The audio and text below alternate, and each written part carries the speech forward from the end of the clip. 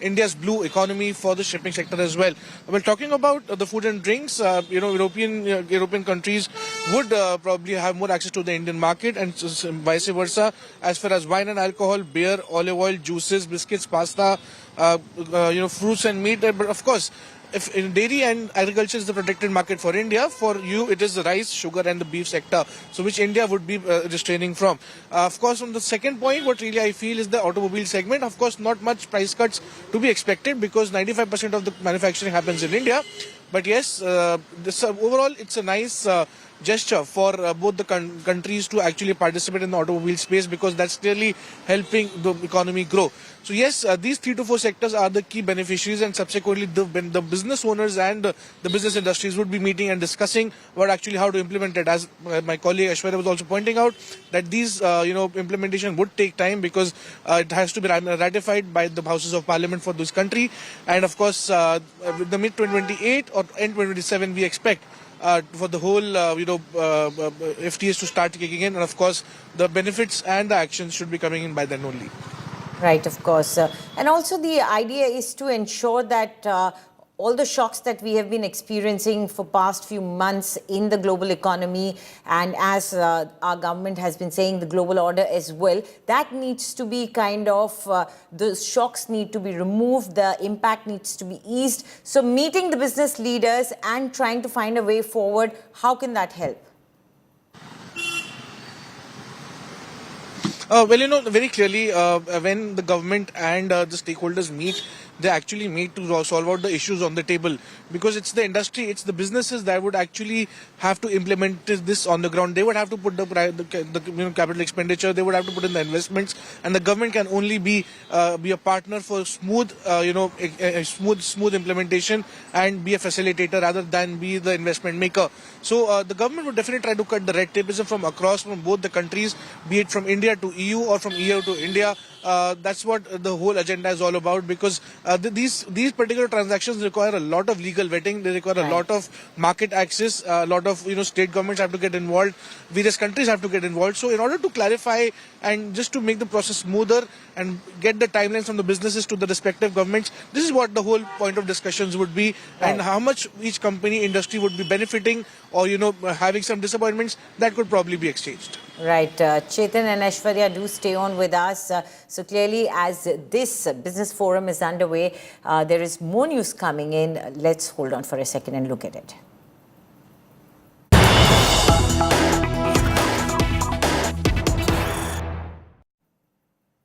The External Affairs Minister S. Jaishankar has hailed this India-EU trade deal. He has said that India and EU summit is to strengthen the multipolarity and help de-risk the global order. The Free Trade Agreement, or the FTA, the Security and Defence Partnership, the comprehensive framework of cooperation on mobility and other agreements signed today constitute the foundation of a broader, deeper and stronger partnership.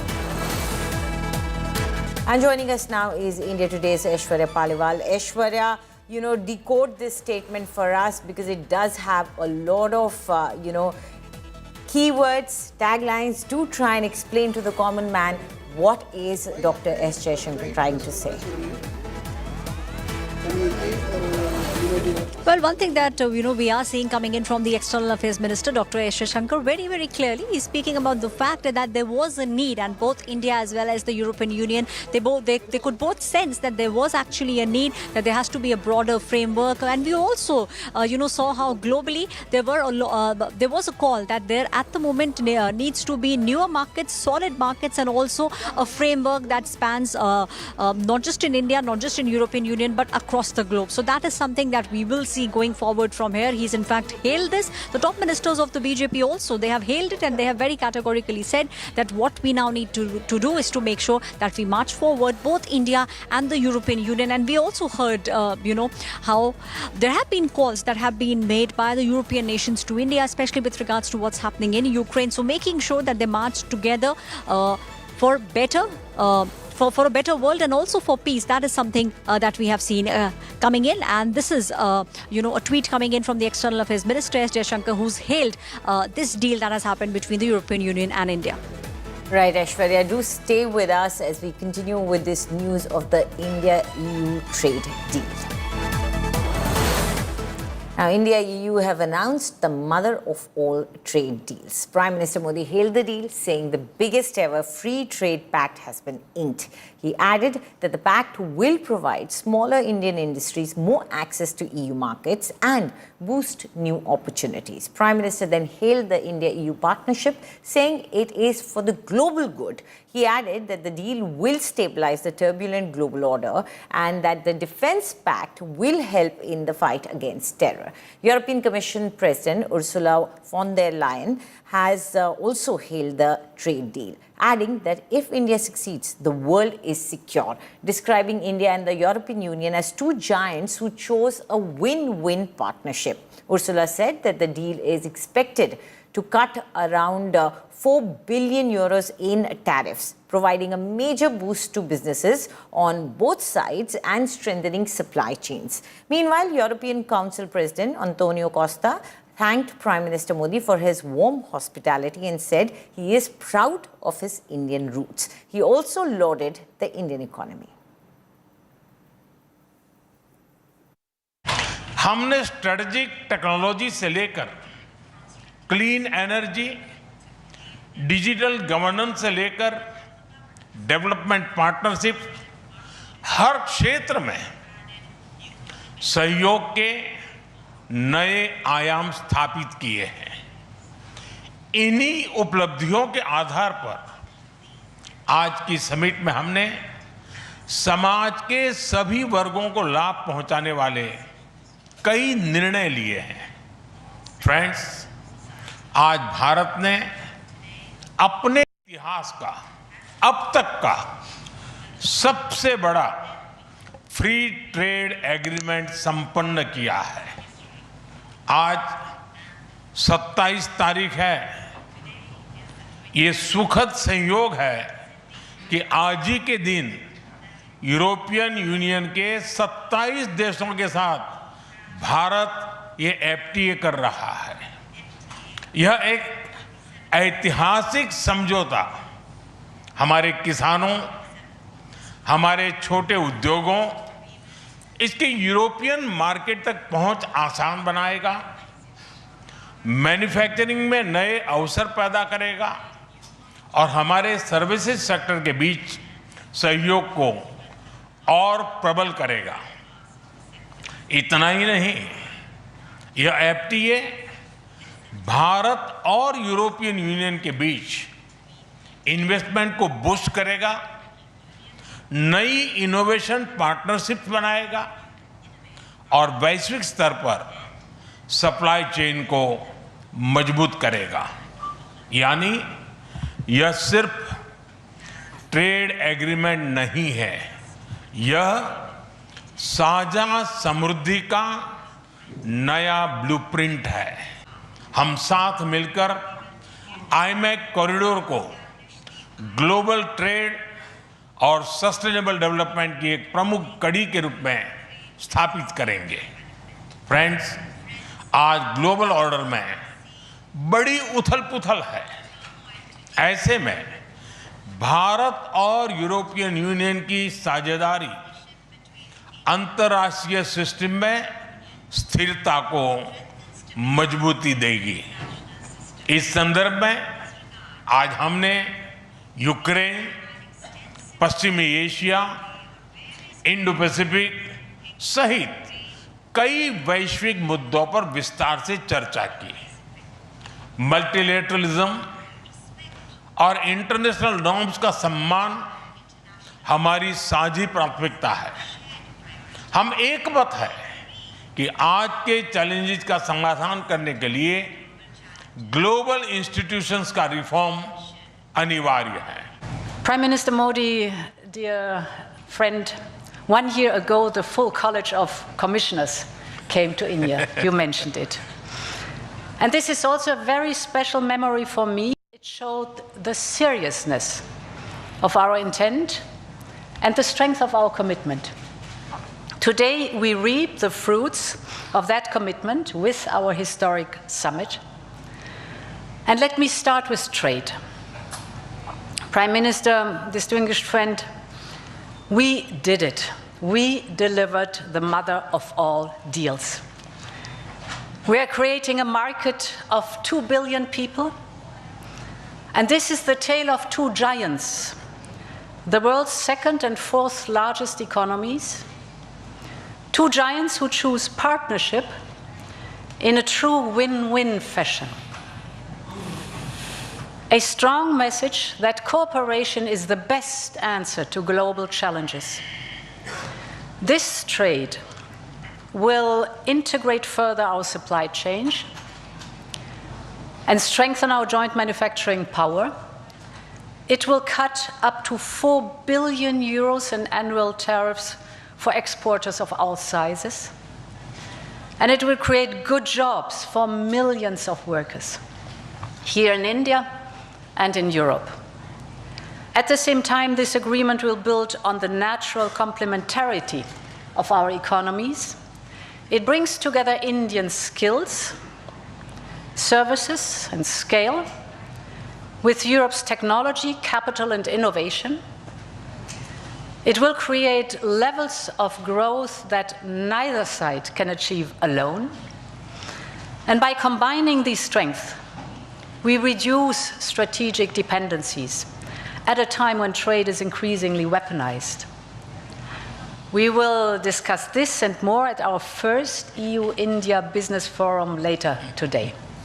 Thank you, dear Prime Minister Modi, for welcoming us on this special occasion. We were privileged yesterday to be your chief guests for the Republic Day celebrations.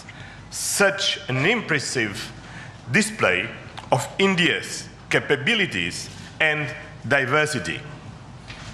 Today is a historic moment. We are opening a new chapter in our relations on trade, on security, on people-to-people ties. I'm the president of the European Council, but I'm also an overseas Indian citizen.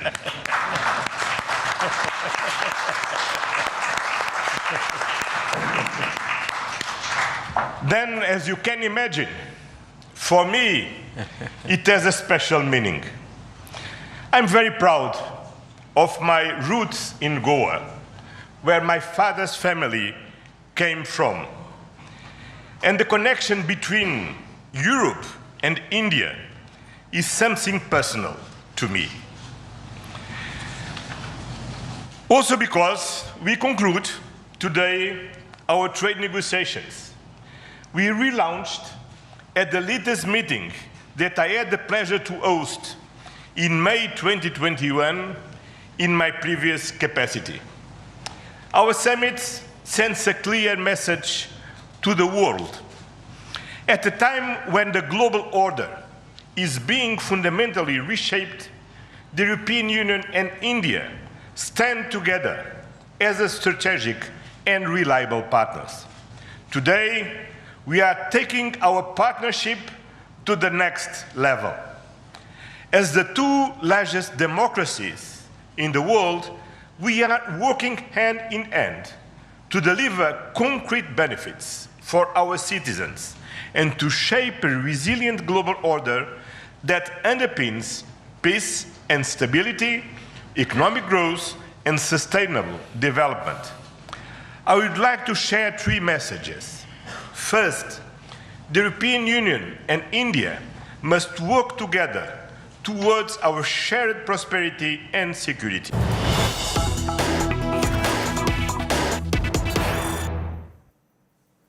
Now, the Indian industry and the organizations associated with it are giving a big thumbs up to this India and EU free trade agreement. Now, CII has issued a statement and called this a landmark agreement, and they have said that this is going to lead to many good things by delivering tangible gains for labor-intensive sectors and MSMEs, and by enabling a future-ready mobility framework for Indian talent.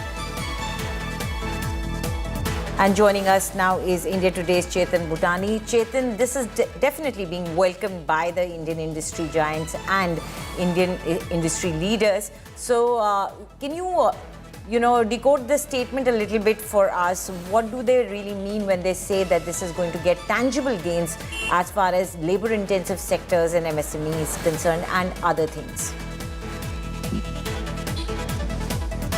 Well, the CIA is issuing out a statement on its win-win situation, and of course, the labor-intensive sectors are set to get a big boost is actually true, because if you read the fine print of the the FTA, it really comes out that textiles, apparel, leather footwear, tea, coffee, spices, sports goods, toys, gems, jewelry, marine products are all set to get instant access and a duty-free access from in effect from as soon as the both houses of the parliament passes away. Faced zero duty between 3 to 5 years. 20% tariff like marine products, processed foods, arms and ammunition are set to get another boost in the next 3 to 5 years. Preferential access, the poultry products, preserved vegetables, bakery items and shrimp prawn products are all set to get a major boost. But the big factor that the CI is also mentioning in its statement is that the sectors worth about 2.87 lakh crores or nearly about $33 billion currently facing between 4 to 26% of duty is set to move to zero duty once the FTA begins to come into effect, which includes marine products, textile apparel, leather footwear, chemical, plastics, rubber, gems, jewelry, and of course the list forever goes on. However, interestingly, India's offer to the European Union is also very interesting. India opens its 92.1% of tariff line covering 97.5% of EU exports, giving a massive boost and a massive access to the European Union as well. But yes, India has in fact met a very stringent norm on not giving access to its marine products, to its dairy products and its agricultural product, because globally, with any country you see, India has not been giving its access in order to protect its farmers' interest. Also, we would see India, products getting preferential EU access would be around tea, coffee, spices, dried onions, processed foods, and of course, cereals and dairy products is of course something that India has protected. So all in all, the CI statement is actually in norms with what the global leaders are also mentioning. In fact, Prime Minister Modi and European Union leaders were also mentioning that it's a global world order, and that is how the global world will do trade with cooperation. Similarly, it's on the same lines, the Indian industry is also finding its foot very strong, because we would see eventually global trade will be booming through the method of cooperation and cooperative federalism, and that's how you would be removing all the uncertainties around the global trade order as far as the US trade is concerned. Right. Thank you very much, Chetan, for all those details. So clearly we are hearing from the industry associations as well, as they are also welcoming this deal between the two giants. Okay, now let's try and understand what exactly is India gaining from this deal that we are calling the mother of all deals. Well, India is gaining a lot because EU is offering a duty cut on 99% tariff lines under FTA. Now, this could range between 97% to 99%, and this would be a huge boost for Indian goods. Now, average tariff for EU to fall from 0.1% from 3.8% after the FTA. This is what this deal will bring us. Now, steel, farm and dairy sector, which are important for India, these are not covered under FTA with the EU. So the farmers and the dairy of India do not get impacted. This is a clear thing, but also India cannot focus as far as their steel industry towards EU is concerned. But EU is going to offer nil duty on India's marine produce. This is important, and also chemicals after this FTA comes into fruition. And this is going to help India as far as exports are concerned. Now, EU will also offer nil duty, which is basically zero duty on textiles, footwear and base metals under this FTA. Now, these are one of the big industries, and as we were telling you, labor-intensive industries of India. These will gain. Now, Indian cars will get duty-free access to European markets under this FTA. This is going to be a big boost for Indian automobile industries that are planning to make European forays, because this is going to bring down the duty to them. Now, let's listen to some more statements made by the Prime Minister and the EU chief. Friends, इस महत्वाकांक्षी FTA के साथ साथ हम mobility के लिए भी एक नया फ्रेमवर्क बना रहे हैं। इससे भारत के स्टूडेंट्स, वर्कर्स, और प्रोफेशनल्स के लिए यूरोपियन यूनियन में नए अवसर खुलेंगे। साइंस एंड टेक्नोलॉजी में हमारा लंबे समय से एक व्यापक सहयोग रहा है। आज हमने इन महत्वपूर्ण लिंकेजेस को भी और मजबूत करने का निर्णय लिया है। फ्रेंड्स, रक्षा और सुरक्षा सहयोग किसी भी स्ट्रेटेजिक पार्टनरशिप की नींव होती है और आज हम इसे सिक्योरिटी एंड डिफेंस पार्टनरशिप के जरिए औपचारिक रूप दे रहे हैं। इससे काउंटर टेररिज्म, मैरीटाइम और साइबर सिक्योरिटी में हमारी साझेदारी और गहरी होगी। यह रूल्स बेस्ड इंटरनेशनल ऑर्डर के प्रति हमारी साझा प्रतिबद्धता को भी बल देगा। इंडो पैसिफिक क्षेत्र में हमारे सहयोग का दायरा और बढ़ेगा और इसके साथ हमारी डिफेंस कंपनियां को डेवलपमेंट और को प्रोडक्शन के नए अवसर साकार करेगी। Prime Minister, distinguished friend, we are not only making our economy stronger, we are also delivering security for our people in an increasingly insecure world. And today, the world's two largest economies and democracies launched their first ever security and defense partnership. This is a landmark departure and a trust-based platform for cooperation on the strategic issues that matter most. In doing so, we will help to build each other's resilience. Europe and India have a long history of cooperation in the defense industry. Now we will enhance this teamwork even further. We will deepen our cooperation on maritime security, for example, joint naval exercises to tackle piracy. And we will step up our work on countering cyber and hybrid threats, which are getting more sophisticated by the day. And our partnership includes a dedicated dialogue on space security, from situational awareness to secure connectivity, and stronger cooperation on counterterrorism. Finally, we are launching negotiations on a security of information agreement. Europe and India have chosen to be reliable partners to one another, and this is how we demonstrate the trust we share. So this FTA brings a lot to India. So let's try and understand how this one agreement is going to give us access to 27 European Union markets, and it is also a 6.4 lakh crore export boost to India. So first, if you look at the states, Punjab, well, there are many industries that would benefit as far as Punjab is concerned. Textiles and apparel, engineering goods, sport goods and agri products are what are going to benefit. In Rajasthan, sports goods, handicrafts, gems and jewelry, textiles and apparel, and also furniture. From Gujarat, if you look at it, it's the textile and apparel industry, chemicals industry, pharmaceuticals, engineering goods, once again, electronics, gems and jewelry and marine products are going to benefit. From Maharashtra, it is once again the textile and apparel industry, which is of course a labor-intensive industry, engineering goods, pharmaceuticals and medical devices, gems and jewelry that will benefit. Similarly for Karnataka as well, these are the main focus areas: chemicals, engineering goods, electronics, pharmaceuticals and medical devices, textiles and apparel. So clearly every single state, including Kerala, which will be exporting marine products, tea and spices, pharmaceuticals and medical devices, many of these states are benefiting, along with Tamil Nadu.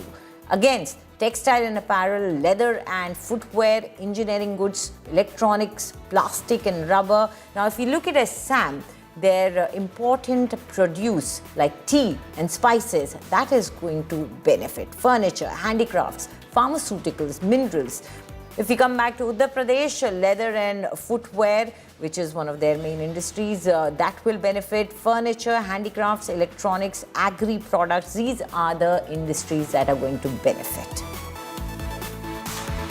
Now, joining us now is India Today's Aishwarya Paliwal. Aishwarya, we've been calling it the mother of all deals. We've been talking about the trade impact. We've been talking about the strategic partnership. But do explain to us why this partnership between India and EU is important. It's not just about lack of the cut in duty. It's not just about tariff. It's a lot to focus about how the partnership and friendship is going to be built.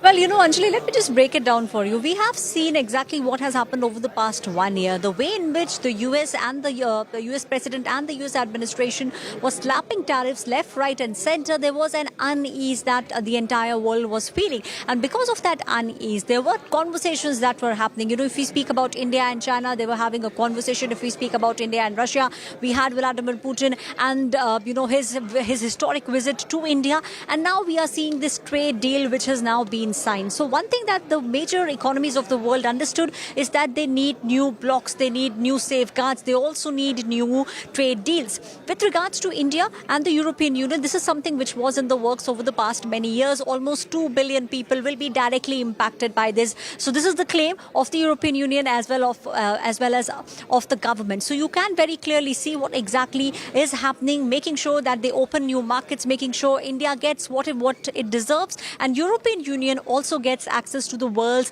largest economy. In that sense, we are seeing all these things moving forward. Agriculture and dairy, these were the two things that the Indian government was very keenly looking at. Those things, those wrinkles have now been ironed out. We will see the direct impact that it will have not just on India's GDP, but on the world economy. 1/3 of the GDP will be impacted. Close to 27% of the world GDP will be impacted with this deal. So all the things are now set. What we will see by early next year, which means by early 2027 or by mid-2027, the full implementation of this trade deal will happen. The government believes that it will give a big boost not just to the Indian economy, but to the world economy at large. Right. Thank you very much, Aishwarya, for all those details. So clearly a big day for EU and India. After the mother of all deals was signed by the EU and India, the world witnessed the strong bond between India and the EU. Warm handshakes and hugs showcased strong friendship alongside diplomacy. Prime Minister Modi praised European Commission President Ursula von der Leyen after the historic EU-India deal. He said this new pact will steer the global order, calling the partnership for global good. Continuing in the same vein, von der Leyen called Prime Minister Modi my friend and praised India's hospitality. She even compared India-EU ties to the spirit of Makar Sankranti. Ursula said that a new chapter unfolds with the new pact and a strong India contributes to a stable world.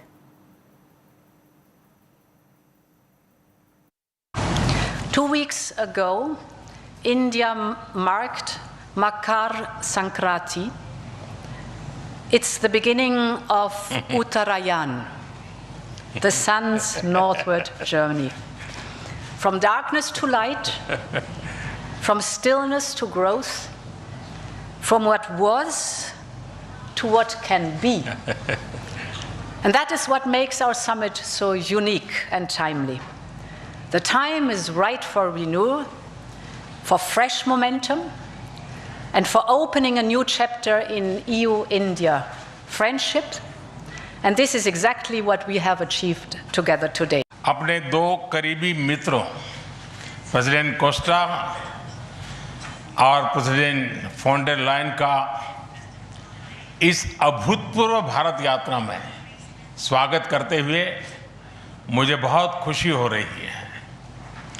Costa जी अपनी सरल जीवन शैली और समाज के प्रति प्रेम के आधार पर लिस्बन के गांधी के नाम से जाने जाते हैं और उर्सुला जी जर्मनी की पहली महिला रक्षा मंत्री नहीं, यूरोपियन यूनियन कमीशन की भी पहली महिला प्रेसिडेंट बनकर पूरी दुनिया के लिए एक प्रेरणा है। So clearly the two leaders, they're talking about not just the trade deal, but also there was a personal bonhomie that was seen between the leaders over there.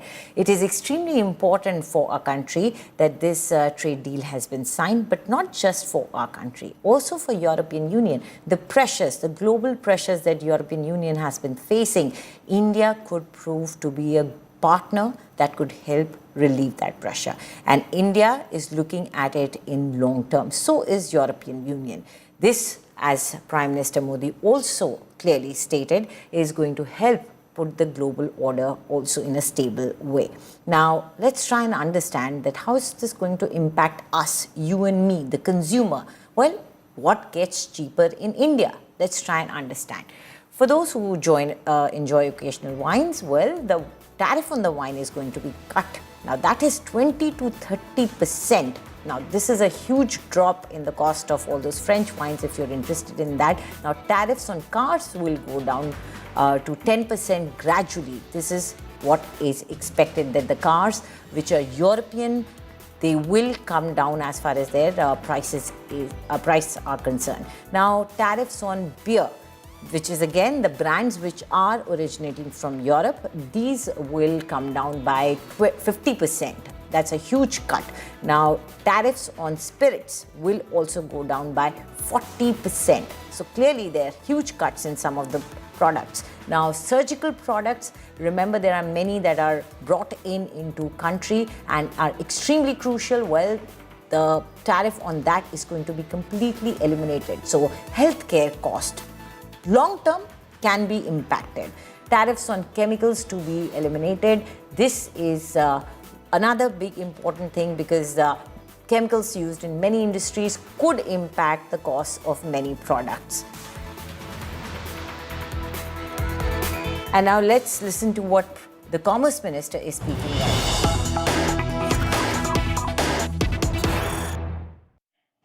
सबसे बड़ा एफटीए संपन्न होना और आज इतने सारे सीईओज के साथ इतने बड़े लेवल पर Bharat European union business forum आयोजित होना, यह सब उपलब्धियां विश्व की दो सबसे बड़ी लोकतांत्रिक शक्तियां, इनके बीच हो रहे अभूतपूर्व अलाइनमेंट का प्रतीक है।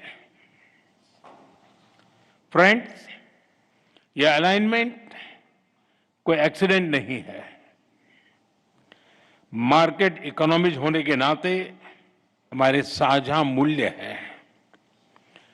वैश्विक स्थिरता के प्रति हमारी साझा प्राथमिकताएं हैं और ओपन सोसाइटीज के रूप में हमारे लोगों के बीच स्वाभाविक जुड़ाव भी है।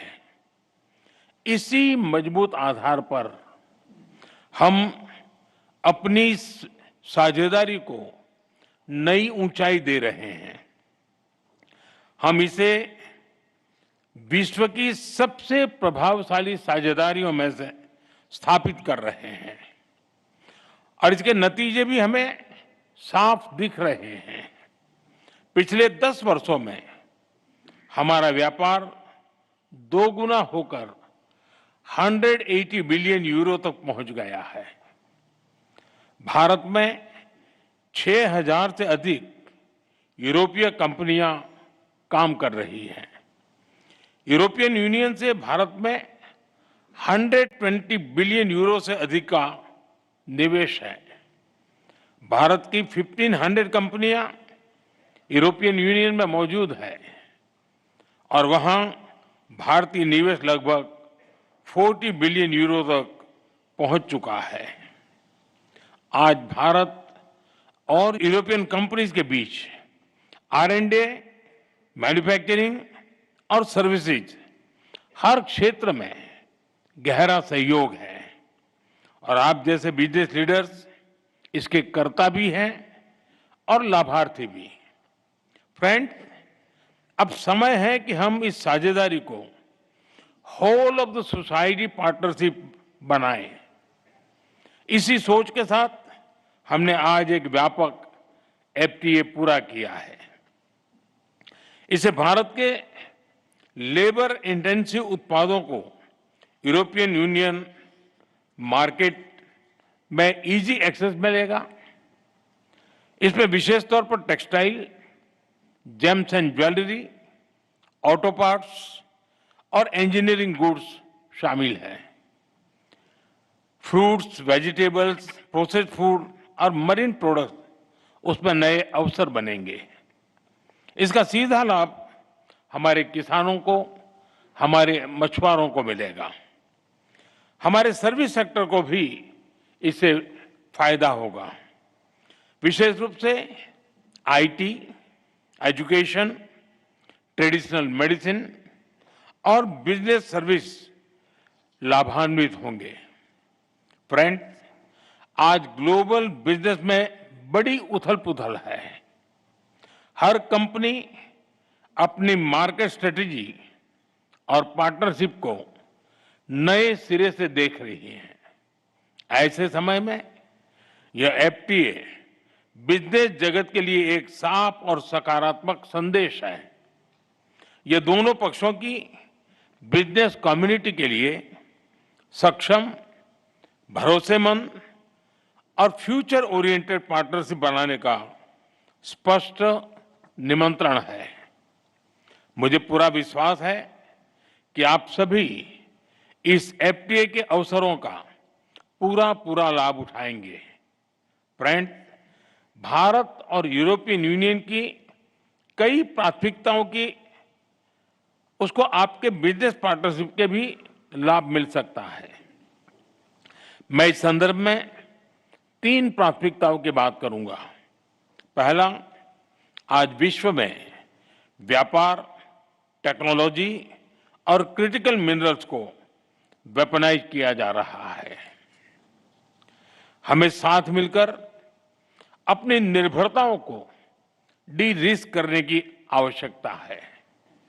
क्या हमारी बिजनेस कम्युनिटी मिलकर ईवीज, बैटरीज, चिप्स और एपीआईज में बाहरी निर्भरता घटा सकती है? क्या हम भरोसेमंद सप्लाई चेन का साझा विकल्प खड़ा कर सकते हैं? दूसरा, भारत और यूरोपियन यूनियन दोनों का फोकस डिफेंस इंडस्ट्रीज और फ्रंटियर टेक्नोलॉजी पर रहा है। मेरा आपसे आग्रह है कि आप डिफेंस, स्पेस, टेलीकॉम और एआई जैसे क्षेत्रों में साझेदारी बढ़ाएं।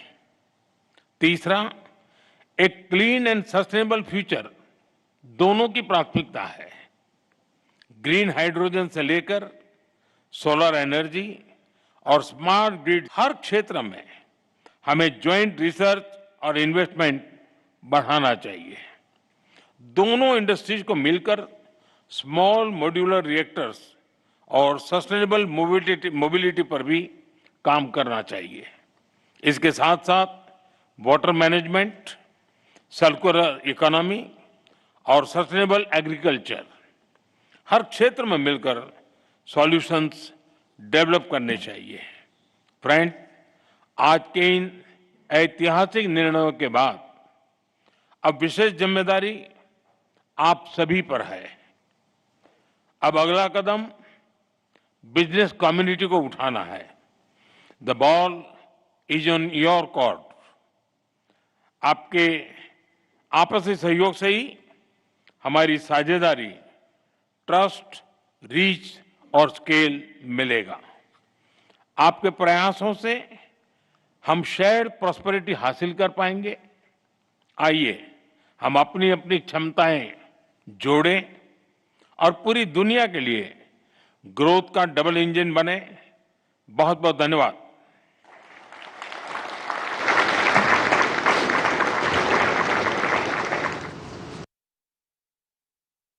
So the Prime Minister there was addressing the business leaders at the Bharat Mandapam during the India-EU Business Forum. He was speaking to the business leaders and telling them now the responsibility lies with them.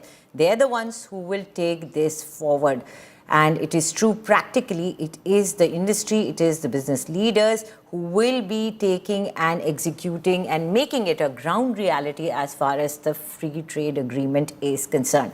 Along with the Prime Minister was also the EU chief. She was also sitting over there as the Prime Minister addressed the gathering of the businessmen over there. This is an important meeting of the business leaders with the two leaders as this historic trade deal has been signed.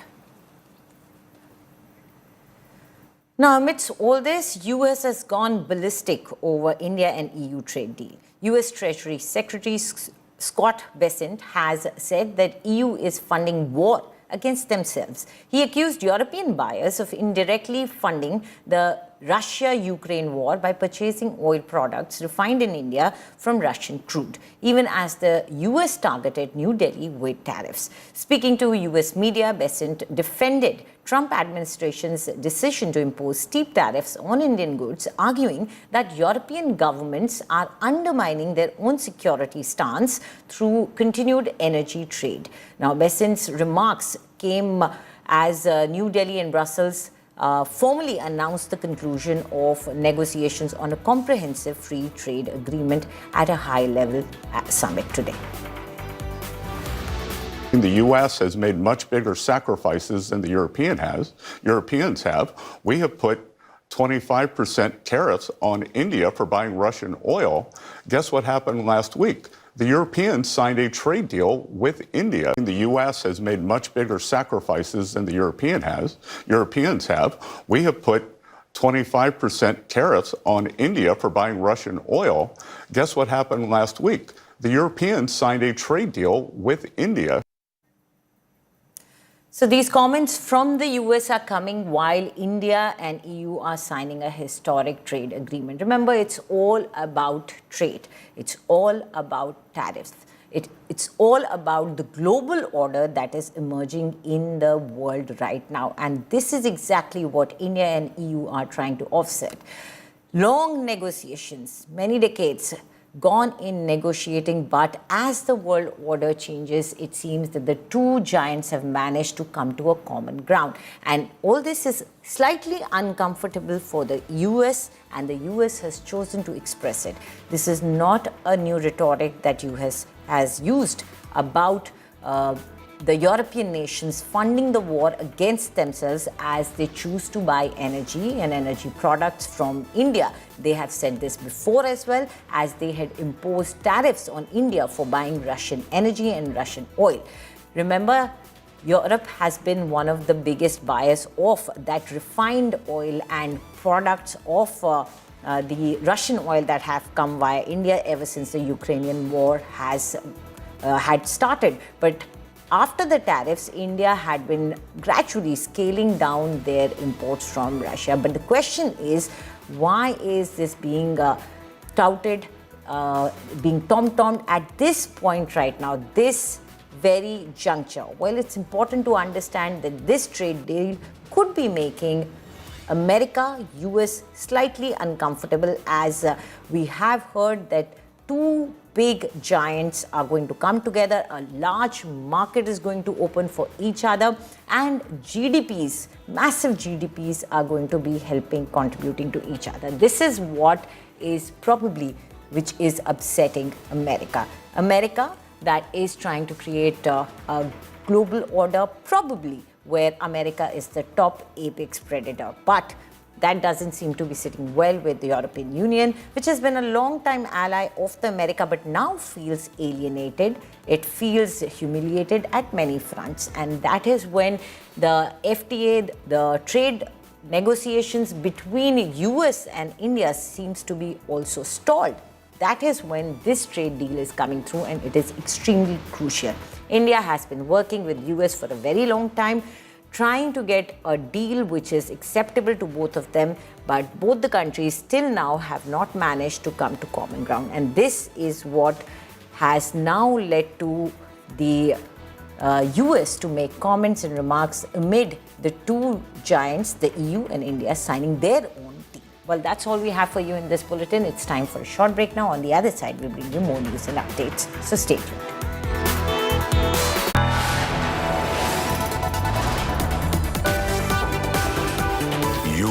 watching India Today.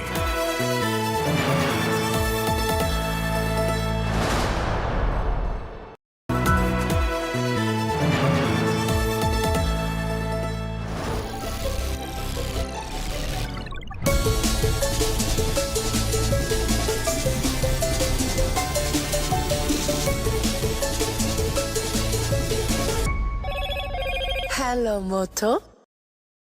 Introducing Motorola Signature. Don't blend in, stand out. The Gems of India. Individuals and institutions who are enabling sustained transformation and quietly reshaping lives across remote villages, overburdened cities and vulnerable ecosystems. This Republic Day, India Today brings you the Gems of India, featuring distinguished examples of individuals and institutions and their work driven by rigor, impact and dignity. Read it in the latest issue of India Today, Making Sense of India. Now available for speed delivery on Amazon and Blinkit. Subscribe now. Log on to subscriptions.intoday.in.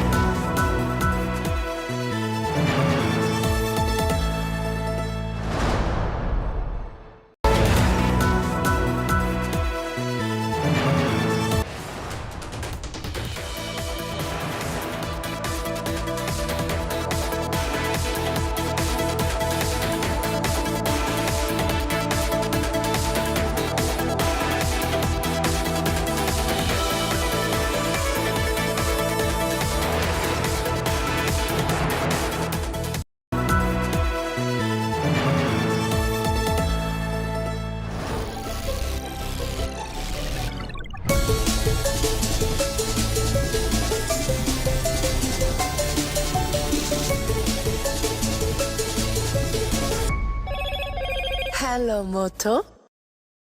Introducing Motorola Signature. Don't blend in, stand out.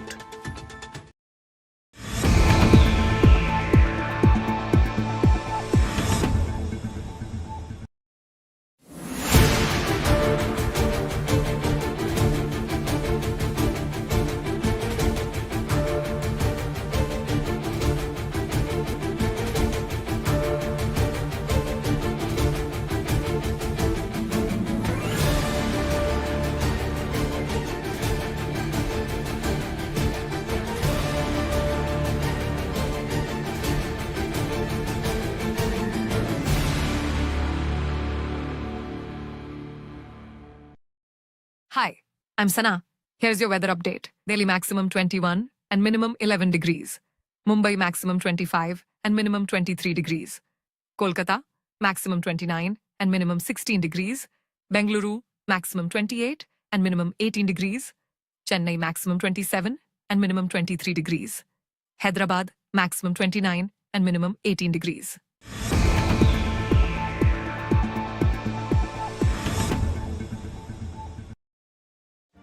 Make your media plan smarter with India Today Live TV on your connected devices. Amplify your brand with 100 million smart internet viewers. To advertise, mail us at sales@aajtak.com. Make your media plan smarter with India Today Live TV on your connected devices. Amplify your brand with 100 million smart internet viewers. To advertise, mail us at sales@aajtak.com.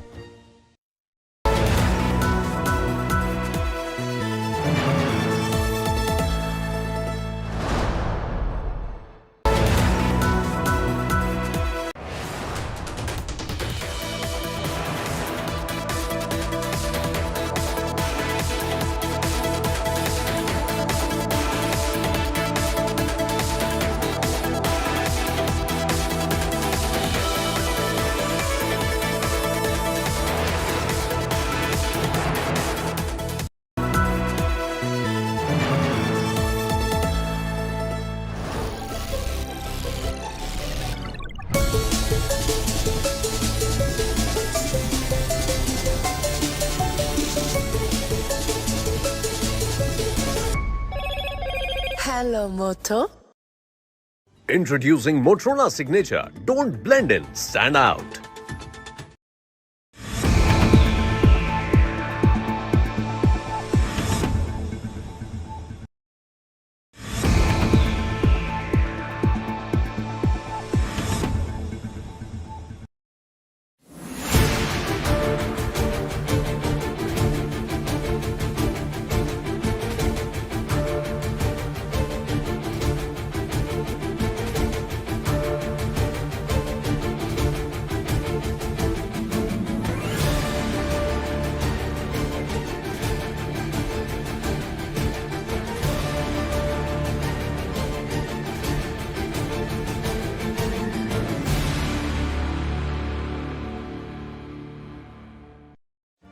Make your media plan smarter with India Today Live TV on your connected devices.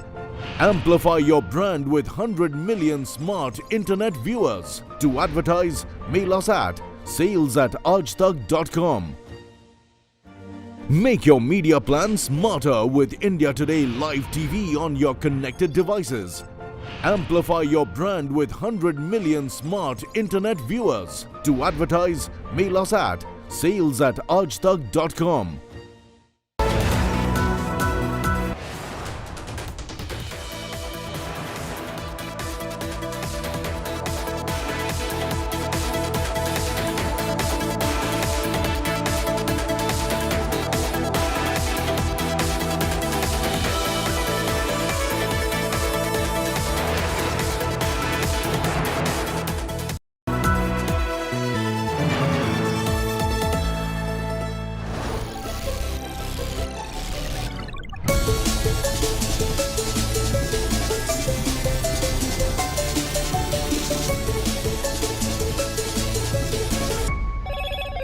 Hello, Moto.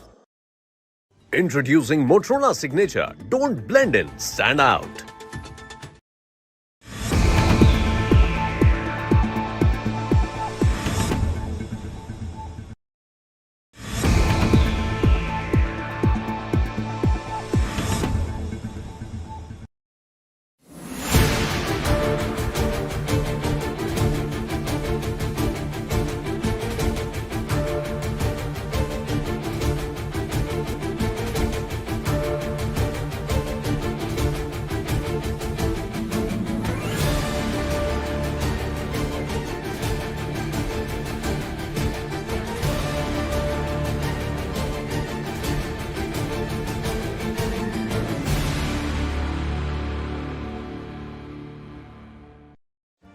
Make your media plan smarter with India Today Live TV on your connected devices. Amplify your brand with 100 million smart internet viewers. To advertise, mail us at sales@aajtak.com.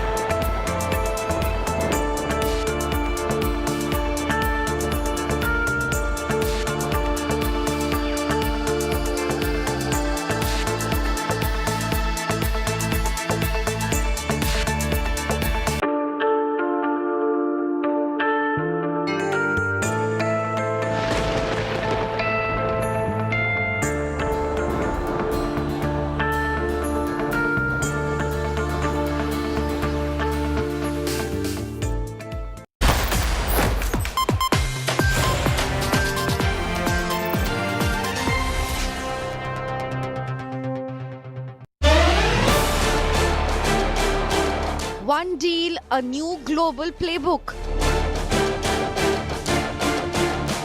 Mother of all deals, done and dusted. Historic deal amid turbulent times. आज एक और ऐतिहासिक अवसर है जब विश्व की दो सबसे बड़ी लोकतांत्रिक शक्तियां अपने संबंधों में एक निर्णायक अध्याय जोड़ रही है. Big deal, bigger impact. We delivered the mother of all deals. We are creating a market of 2 billion people. And this is the tale of two giants. Risks, reward and reality for Bharat. A deal to draw a new global order. Hello and welcome. You're watching 5 Live with me, Suesha Samant on India Today. And yes, our all-out focus on the historical pivot in global trade. India and EU sealing that deal, which has now changed its relationship from a transactional to a strategic one. We'll get you all the details and the reason it is being called the mother of all deals. But first, a quick check of the top headlines.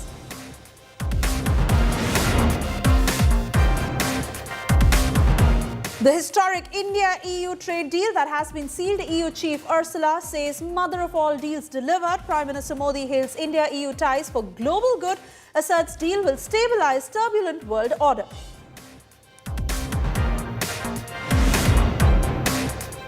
EU offers duty cut on 99% tariff lines under the free trade agreement. Steel, farm, dairy sector not covered under this deal. Indian cars to get duty-free access under trade pact with EU. India-EU mega trade deal irks Trump government. US Treasury Secretary Scott Bessent claims EU funding war against themselves. Bessent also defended Trump administration's decision to impose steep tariffs on Indian goods, arguing that European governments are undermining their own security stance through continued energy trade. Protests erupt across India against UGC's new caste-based equity rules in colleges. Protesters call it an anti-upper caste. Meanwhile, Education Minister Dharmendra Pradhan insists that nobody will be discriminated against. Congress turncoat Neta Shakil Ahmed's big claim. The former MP, while talking to India Today, claimed a threat to his life and alleged a plot to attack his residence. He further claimed that Rahul Gandhi ordered the burning of his effigy. Another setback to Vijay's film Jan Nayagan from Madras High Court. The High Court has now once again remitted the matter to the single bench for a fresh hearing. This has also stoked a massive political storm. Pakistan is keeping the suspense alive over its participation in the upcoming Men's T20 World Cup by deferring a final decision until at least Friday. They are contemplating a boycott of its marquee clash against co-host India in solidarity with Bangladesh, who opted out from the tournament citing security concerns. Amid ongoing protests in Iran, a 19-year-old Diana Bahadur, a young Iranian motorcyclist with over 1 lakh followers online, was shot dead. The killing has been blamed on the regime of the supreme leader of Iran. A fresh lawsuit filed in the US has put Meta and WhatsApp are back under the privacy spotlight. Billionaire Elon Musk has waded into the controversy and he sees the opportunity to promote his own chat platform, XChat. Biting cold conditions that have returned across North India with fresh snowfall in Srinagar leading to flight cancellations and travel disruptions. Authorities have issued advisories as temperatures plunge, affecting daily life in several hill states.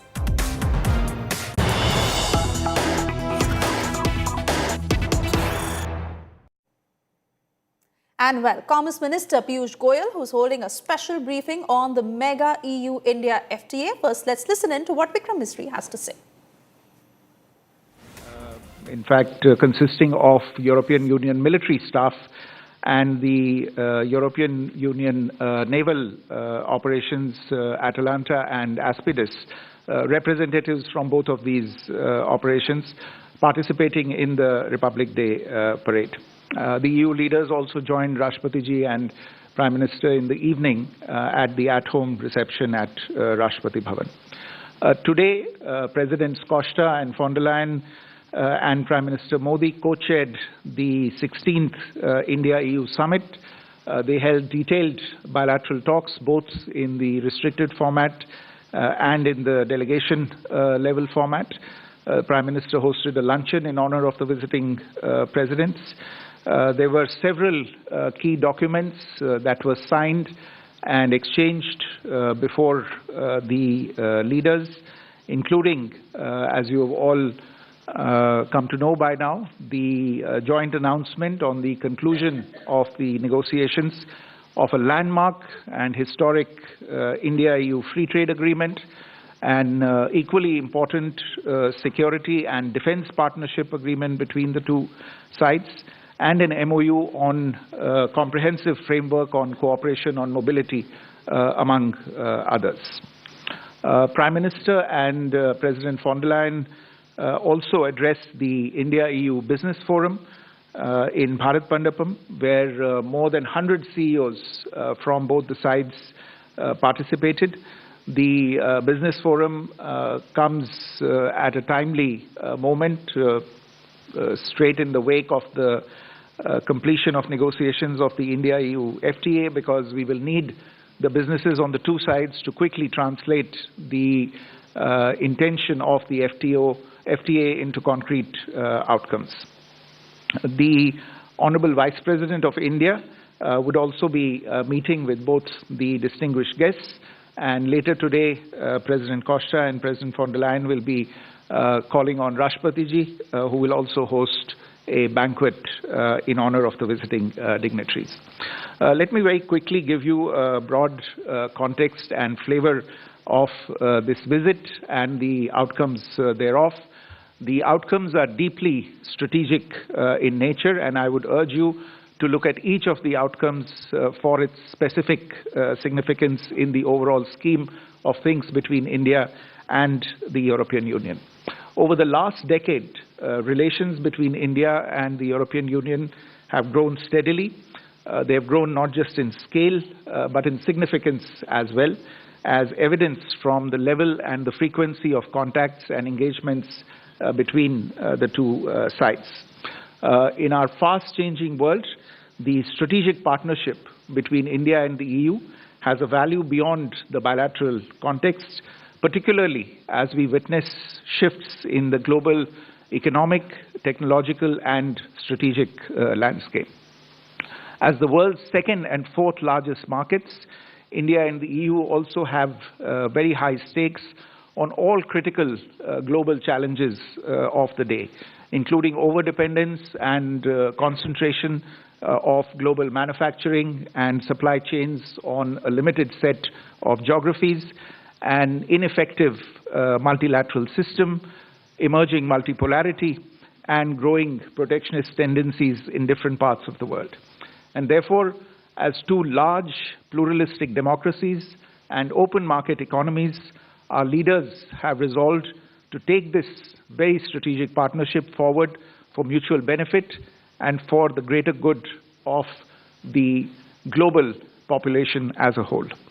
Our relations got a very big boost last year with the historic visit of the EU College of Commissioners, which facilitated a whole-of-government approach to our most immediate priorities, which include some of the outcomes today. And in fact, we've seen very substantial outcomes today, underlining the strategic importance that both sides attach to the bilateral relationship and to further elevating the India-EU strategic partnership. Today's summit, the 16th India-EU summit, was held after a gap of about 5.5 years. And as I said, it is a milestone not only in terms of the outcomes, but also the quality of the outcomes, but also their numbers and the potential impact that they have. The leaders announced the successful conclusion of negotiations of the India-EU FTA. Trade and economic ties are central to this strategic partnership. EU as a bloc is one of the largest bilateral trading partners of India. Bilateral trade in 24-25 was close to $136 billion, with Indian exports of $76 billion and imports of $60 billion. Services trade between the two sides is around $83 billion. The FTA that was whose negotiations were concluded and announced today will have a transformative role. Beyond boosting bilateral trade, they will boost investment, strengthening of supply chain integration, and support of sustainable growth on both sides. It is important to note that despite these obviously impressive numbers that are already there in the bilateral context, there has always been enormous room for growth in the bilateral relationship, room that was hitherto unexplored and which will now be leveraged to mutual benefit by the two sides. A second very important outcome of today's meeting, especially in the overall strategic context of the relationship, is the EU-India Security and Defence Partnership, which was signed in exchange today. While we have defence and security partnerships with several individual EU member states, this framework agreement on security and defence issues between India and the EU will be a first. It will bolster our engagements in maritime security, on defence industry, on cyberspace, and on counterterrorism. Particularly, this would allow Indian defence companies to benefit from the opportunities arising from the EU's own very significant defence initiatives that are underway. The two sides have also announced the launch of negotiations for a security of information agreement, which again demonstrates the long-term and strategic view that the two sides are taking of their relationship. A third outcome that I would want to invite your attention to is the document towards 2030, an India-EU joint comprehensive strategic agenda, which is a new roadmap to reinforce our strategic partnership and set the trajectory for advancing the relations across multiple pillars. These pillars include prosperity and stability, technology and innovation, security and defense, connectivity, and people-to-people ties for the next 5 years. I would urge you to go into the details of this particular roadmap to see the depth of intensity and the breadth of coverage that we intend to bring to this relationship. Finally, the two sides also concluded an MOU on comprehensive framework on cooperation on mobility. This is again the first such mobility-related agreement that we are concluding at the EU level with any partner. For the EU, this is a first with any partner for them. The MOU will facilitate and streamline safe, regular migration, support skill development, and ease the movement of highly skilled workers, students, researchers, and seasonal workers who happen to be in occupations in demand between the two sides. The two leaders, in fact, emphasized that some of the strongest relationships between the two sides, between India and Europe, are built by the people-to-people contacts. Today, the Indian diaspora in the EU is over 1 million people. Indian professionals in Europe are making notable contributions in several fields, including information technology, healthcare, engineering, and finance. There are more than 100,000 Indian students in Europe who continue to pursue higher education in leading universities in the EU. In addition to these agreements that I have outlined, there were a number of other important understandings that were reached.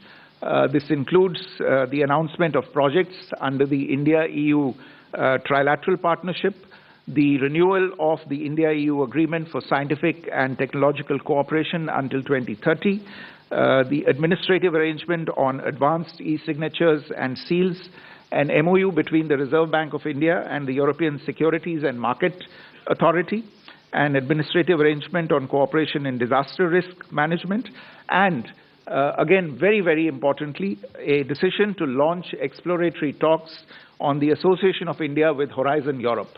Horizon Europe is the world's largest public scientific research program, and India's association with this program can bring us great benefits in the future. In addition, we've constituted an India-EU task force on green hydrogen, and set up a EU pilot legal gateway office in India to enhance skill mobility and launch of negotiations, as I said earlier, for an India-EU Security of Information Agreement. So, to conclude, the visit of Presidents Costa and von der Leyen to India is emblematic of our trusted and strategic partnership. We are confident that this visit will instill further momentum to deepening of India-EU ties, create more business opportunities, lead to job creation, and intensified cooperation in education and scientific research, opportunities for students, enhanced mobility for professionals and highly skilled workers, and open a new chapter in security and defense cooperation between India and the EU. I want to end by citing two quotations from the leaders at the meeting. President von der Leyen said that the world is waiting for more from EU and India. So this was really an expression of the potential that is there in this deeply, deeply strategic relationship that the two sides are now beginning to explore much more fully. And Prime Minister said during his intervention during the talks that the EU and India have put in place a blueprint for shared prosperity. I think these are the indicators of the sentiment behind the meeting today. Again, an indication of the strategic significance of this visit and of the outcomes that have marked this visit. I'll stop here. Honourable Minister would like to brief you further on the key outcome. Thank you, Vikram. And I'd like to begin by congratulating 1.4 billion brothers and sisters in India. 140 crore देशवासियों को बधाई देना चाहूँगा. Just like Foreign Secretary just articulated in great detail, this visit is extraordinary. It goes far beyond a free trade agreement. It goes far beyond the humongous potential that is being unlocked with the free trade agreement. It is truly a statement of deep partnership and the strategic intent of the European Union and India coming together in a multitude of areas to strengthen our partnership, to work together for the shared prosperity and a better future for 1/3 of humanity. It is a reflection that when 25% of global trade decides to strengthen the strategic partnership, including with the free trade agreement, it unlocks the doors to defense cooperation, greater investments, to cooperation in the field of innovation and science, to further integration of financial markets. And therefore, I would term this visit, as very rightly pointed out by the Honorable Foreign Secretary, as a game-changing and transformational visit in terms of the strategic partnership between European Union and India. And therefore, I think congratulations are in order to Honorable Prime Minister Shri Narendra Modi ji, to Her Excellency Ms. Ursula von der Leyen, the President of the European Commission, and His Excellency Mr. Antonio da Costa, the President of the European Council. They have provided visionary leadership, which has further been strengthened with colleagues from almost all parts of government in both the European Union and India. Everybody playing their role to prepare the roadmap and lay the foundation for a very powerful economic, geopolitical, and strategic partnership of the 21st century. We are also very pleased to have concluded negotiations on, as Ms. von der Leyen herself has articulated, the mother of all deals, a free trade agreement which covers 25% of global trade. It is our 8th free trade agreement under Prime Minister Narendra Modi, each and every one of them with developed nations and collectively reflecting an agreement between India and 36 developed nations. With these 27 of the European Union, 4 from the EFTA, 31 and 6 more, 37 developed nations and India have entered into free trade agreements in a short span of 4 years under the leadership of Prime Minister Narendra Modi. Friends, this breakthrough in the EU-India trade relations comes after 20 years. You're all aware the discussions were launched in 2006. 16 rounds of negotiations were held. Sadly, in 2013, efforts were aborted and almost nobody ever imagined the European Union and India being able to come up with such a robust partnership framework as has been finalized by our leaders today. In fact, when we relaunched negotiations in mid-2022 and laid the initial foundational work, prepared our game plan and way forward, we had elections in India and then in the European Union through 2024. So the heavy lifting for this FTA really started after the historic visit of the European Union Trade Commissioners led by Ms. von der Leyen in February 2025. And I think it's been the labor of love of the entire government in European Union and India, burning the midnight oil, persevering, working in a spirit of cooperation, India negotiating with self-confidence, both sides agreeing to focus on what is good for both set of countries, the European Union and India, leaving the sensitive issues aside,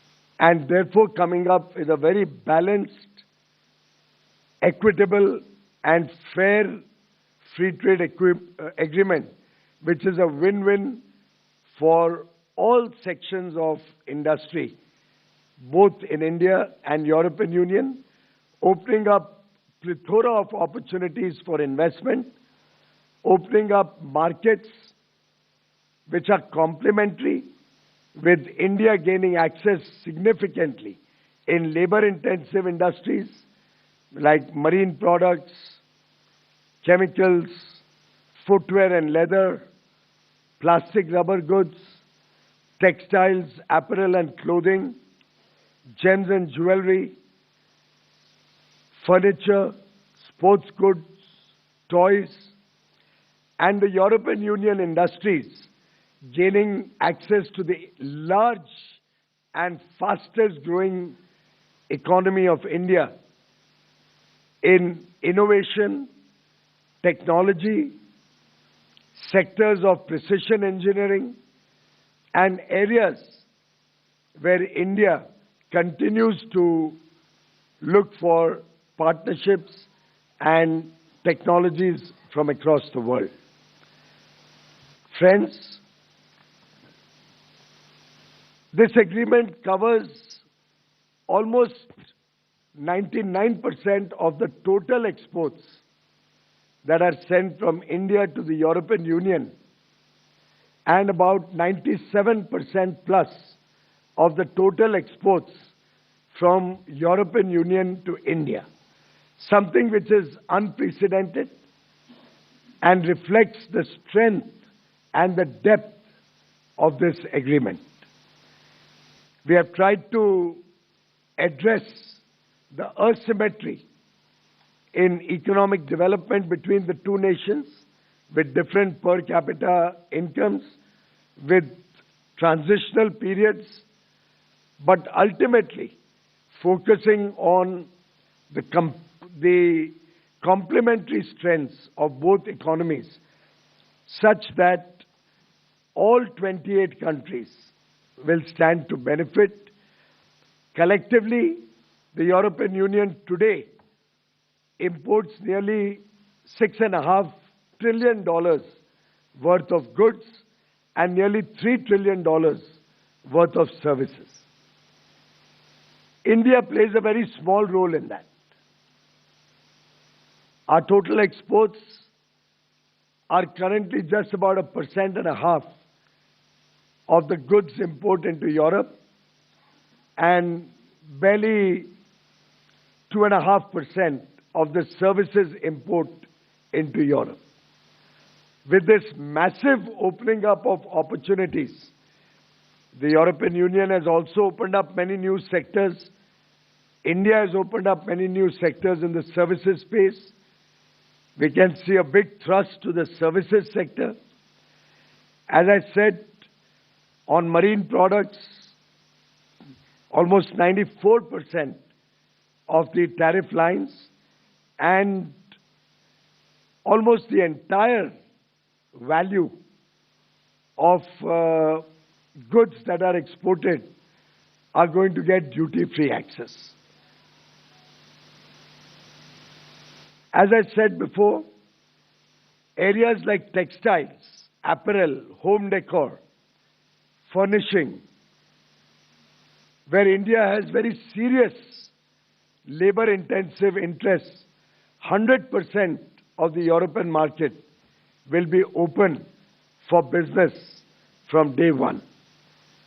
And I can give you more details, but we have furnished those details to all the members of the press, whether it's furniture and lighting or other consumable goods.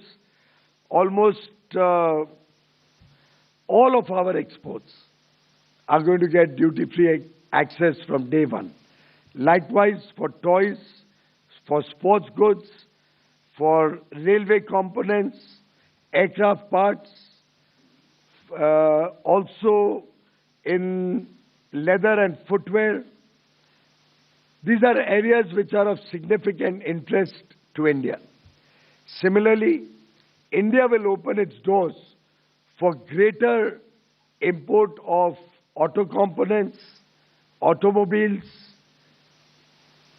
wines, spirits, and other areas of interest to the European Union, with both sides having ensured that sensitive items are kept out of the ambit or given sufficient transition period for adjustment of the industry and economic cycles. For example, from the context of the European Union, their interest was more in larger automobiles, since they do not make automobiles which are under 15 or 20,000 euros in big measure. We in India produce largely automobiles which are smaller in size and lower in cost. So we've been able to come to a very amicable understanding where the auto industry in Germany is very happy, getting greater access in a phased manner in areas of their interest, while Indian industry is very happy that we've been able to protect their areas of interest in the smaller and low-cost automobile sector. And this is the story that's been repeated in sector after sector. So I believe we are offering today to the world an agreement which is unprecedented in scale, in terms of market access. It will support Make in India and support industry in the European Union. It opens up plethora of opportunities for investments on both sides. We have seen large investments flow from Europe to India, which can now grow manifold. At the CEO Business Forum, one of our industry conglomerates was mentioning that they have already invested $70 billion in Europe. And therefore, I see this as a partnership where both sides will get a lot of opportunities in trade, in investment.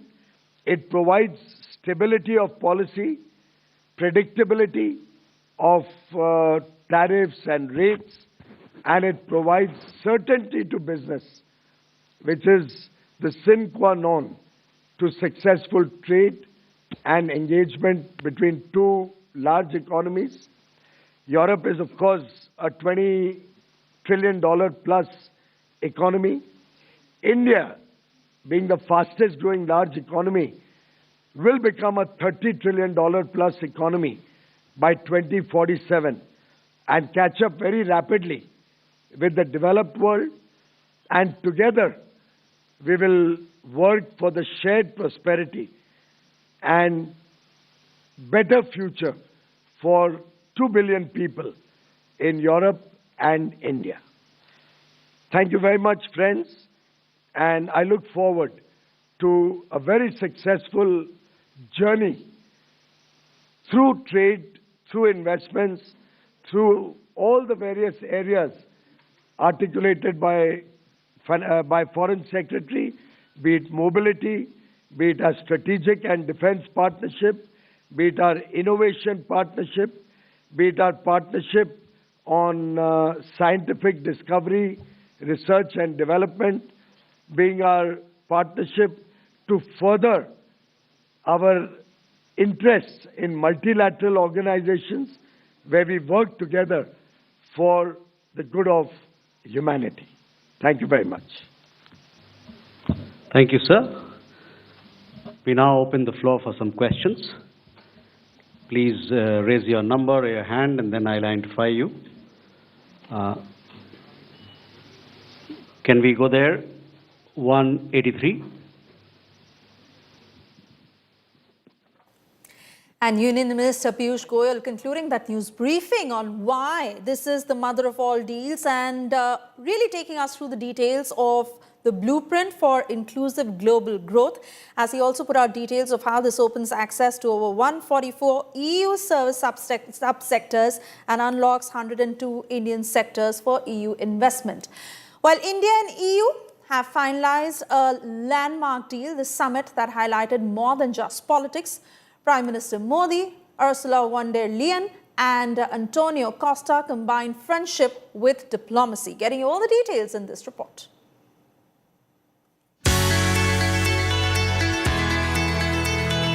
India and the European Union have sealed the mother of all deals.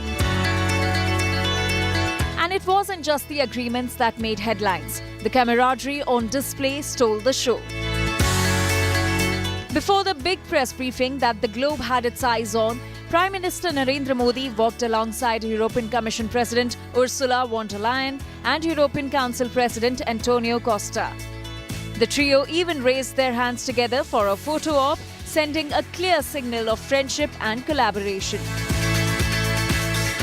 Prime Minister Modi in his speech hailed the European leaders and the historic India-EU deal. Friends, आज भारत ने अपने इतिहास का अब तक का सबसे बड़ा फ्री ट्रेड एग्रीमेंट संपन्न किया है। आज 27 तारीख है। ये सुखद संयोग है कि आज ही के दिन यूरोपियन यूनियन के 27 देशों के साथ भारत ये एफटीए कर रहा है। इतना ही नहीं, यह एफटीए भारत और यूरोपियन यूनियन के बीच इन्वेस्टमेंट को बूस्ट करेगा, नई इनोवेशन पार्टनरशिप बनाएगा और वैश्विक स्तर पर सप्लाई चेन को मजबूत करेगा। यानी यह सिर्फ ट्रेड एग्रीमेंट नहीं है, यह साझा समृद्धि का नया ब्लूप्रिंट है। Prime Minister Modi, dear friend, Von der Leyen began her address by calling Prime Minister Modi my friend Narendra and praised the hospitality she received during her visit. Prime Minister, distinguished friend, we did it. We delivered the mother of all deals. We are creating a market of 2 billion people. And this is the tale of two giants, the world's second and fourth largest economies. Two giants who choose partnership in a true win-win fashion. A strong message that cooperation is the best answer to global challenges. Von der Leyen even likened India-European Union relations to the spirit of the Indian festival Makar Sankranti. 2 weeks ago, India marked Makar Sankranti. It's the beginning of Uttarayan, the sun's northward journey. From darkness to light, from stillness to growth, from what was to what can be. And that is what makes our summit so unique and timely.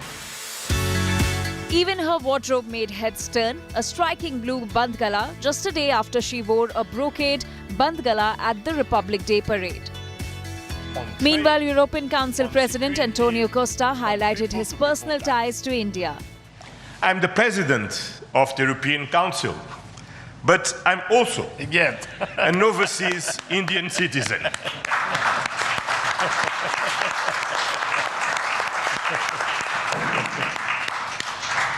Then, as you can imagine, for me, it has a special meaning.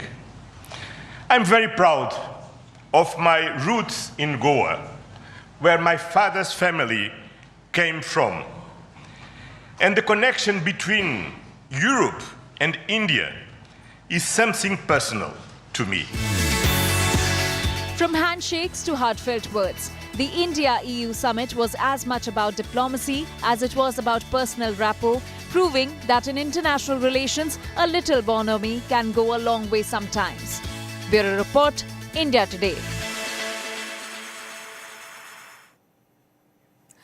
On that note, it's time for us to slip into a very short commercial break. On the other side, we'll get you details on why the UGC row is deepening and how protests are escalating. That and much more. Do stay tuned to India Today.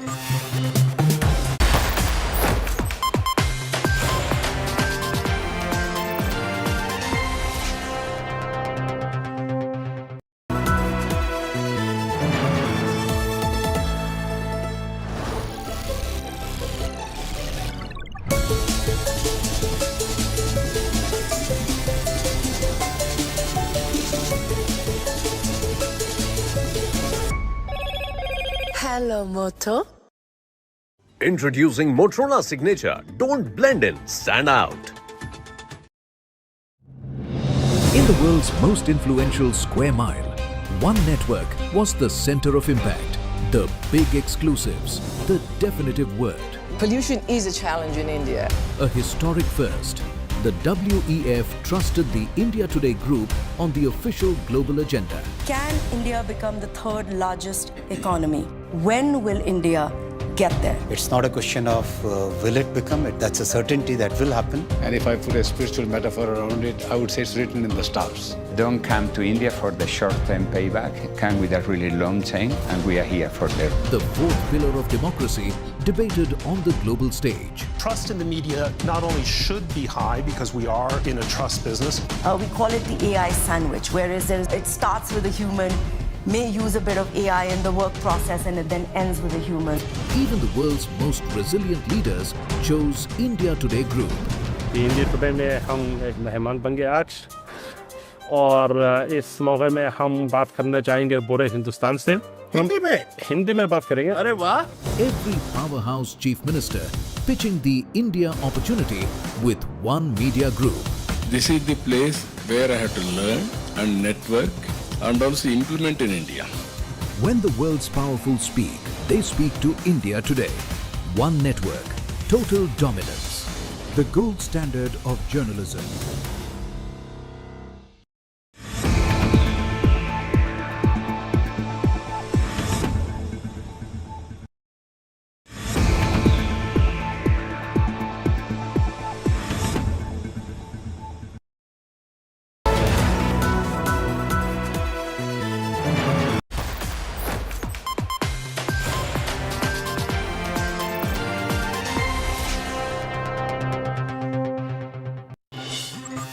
Thank you for staying with India Today. I'm Suesha Sawant, and well, a new UGC directive aimed at curbing caste discrimination on campuses has triggered a nationwide debate. The controversy is now spilling beyond campuses, prompting protests, political reactions and even resignations. The matter has also reached the top court, with a PIL filed challenging the regulations, claiming they may violate principles of fairness and equality under the Constitution. Meanwhile, Union Education Minister Dharmendra Pradhan has said there will be no discrimination and no one can misuse the law. He defended the UGC's new equity regulations, insisting safeguards will prevent misuse. On the other hand, protests that have been reported in Delhi, Meerut, Hapur, Saharanpur, Alwar and Madhubani. These protesters, who argue that regulations lack clear procedural safeguards, do not specify verification mechanisms for complainants and complaints, and may also allow misuse and can foster campus tensions.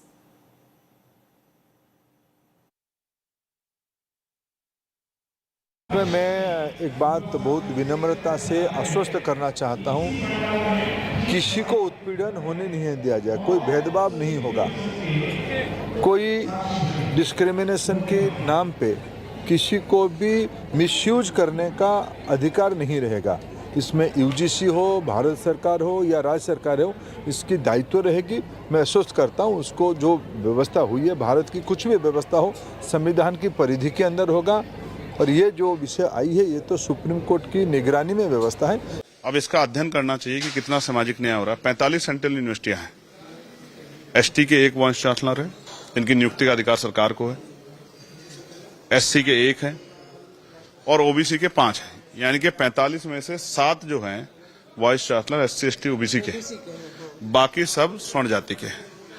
तो स्वर्ण जाति की संख्या क्या है और ये अनुपात क्या है, ये सामाजिक न्याय सरकार का। तो मैं मानता हूं कि ये एक ट्रैप है और इसके अलावा कुछ भी नहीं। जैसा 2 अप्रैल 2018 के आंदोलन के बाद सरकार ने कहा था कि हम इसको मजबूत कर रहे हैं एससी एक्ट को, लेकिन आज भी अगर 7 साल से कम उम्र की सजा में एससी एक्ट लगाया तो पुलिस गिरफ्तारी नहीं करती। ये एक ट्रैप है, इनको चाहिए कि वो बैकलॉग पूरा करें। ये पूरी तरीके से अपनी नाकामियों को छिपाने के लिए हिंदू मुसलमान किया योगी मोदी सरकार ने। अब यूजीसी के माध्यम से भाई भाई को बांटने का काम कर रहे हैं, बंटवारा कर रहे हैं। मैं समझता हूं कि निश्चित तौर से अब ये जाने वाले हैं, क्योंकि अब अपने आखिरी चरण पे आ गए। कांग्रेस ये नहीं होने देगी। कांग्रेस के लिए सब एकजुट हैं, पूरा देश हमारा एक साथ है और सब लोग एक साथ मिलकर भारत माता की जय बोलते हैं। And let's now take you through details of what the new guidelines propose. Now, what this primarily means is this is about drawing regulations that define discrimination broadly and finer details to it. This will also include explicit acts, bias, structural disadvantage and damage to dignity. Equal Opportunity Center and Equity Panel that will now be mandatory in every university, and the work of this Equal Opportunity Center would be to probe such cases and complaints. A committee will be formed, and these committees that are primarily to receive complaints, investigate and then recommend action against any such case if a person is found guilty. Equity squads that will be monitoring vulnerable campus spaces, and remember, the equity squad that must ensure equal representation when it comes to SC, ST, OBCs, women and those with disabilities. Equity ambassadors who will be present in hostels, libraries and departments to monitor the situation to see if any such cases of discrimination are happening, and a 24-hour helpline that will be there to connect directly with the cops. But why are these protests escalating? Remember, it's not just protests across various cities, but now even resignations have followed. And what are the misses in these guidelines that are being objectioned upon? Now, there are no provisions as far as malicious or false complaints are concerned, and this happens to be the biggest drawback, where people are now saying that a certain section is being targeted. And what about those who bring about false complaints? There is no mechanism for compensation, counseling or reputation repair. There is no guidance on handling academic or administrative disputes. The process itself is being said can become a punishment in a scenario that the person who's being touted guilty is actually not guilty. And the faculty under inquiry can also lose their credibility in such cases. In fact, the students who happen to be under supervision, under suspicion, can lose peer trust. And not just that, in the time that these temporary allegations are leveled against them, it can ruin their careers and, most importantly, mental health. The guidelines ignore psychological impact that can come upon students while such an investigation is underway.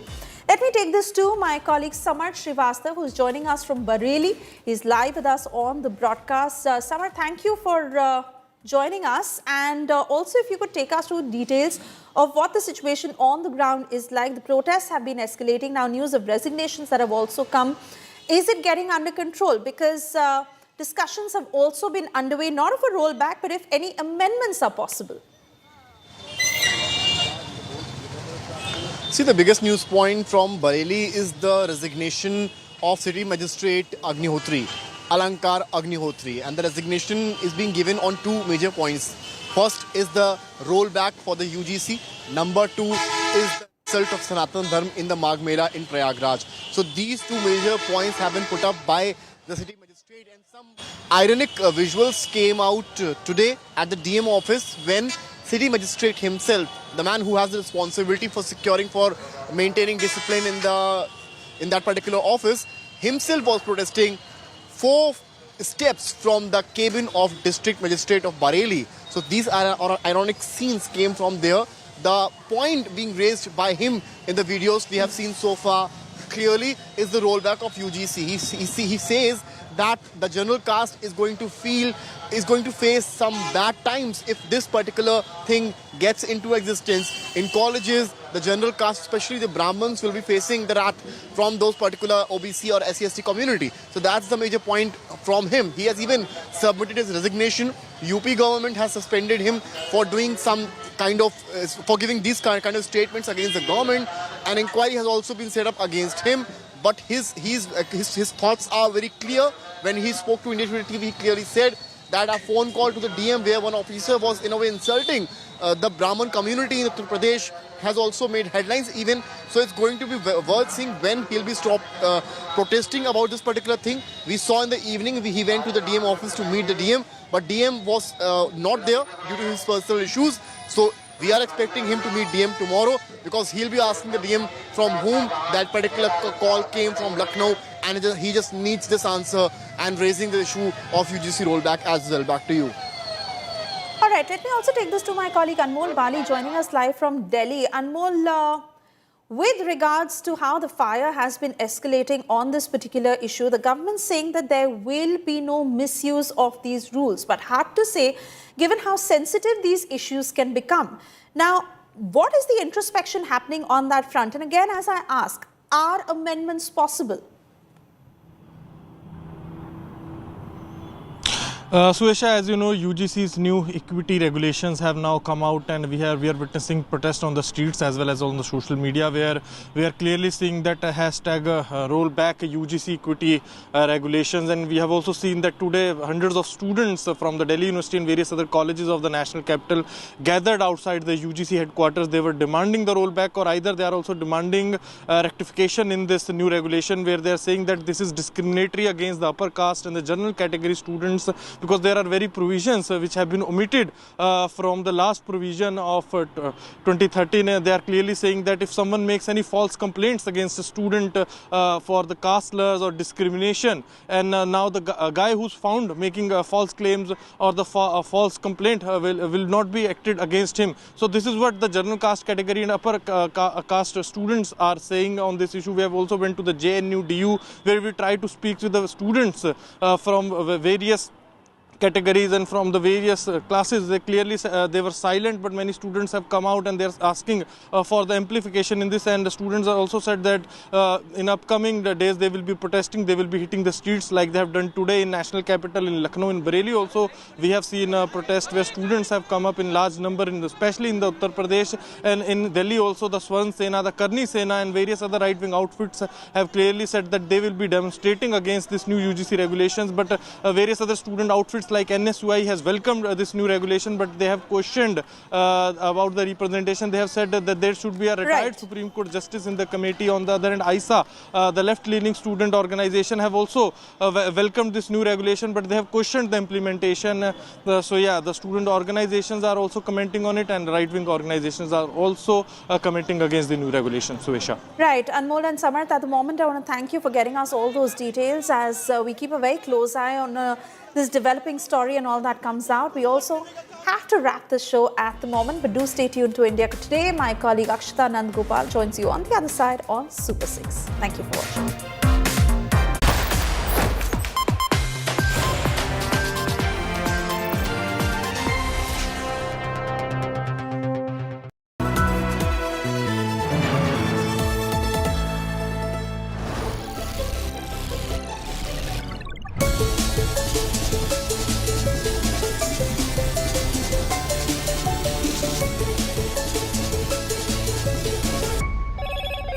Hello, Moto.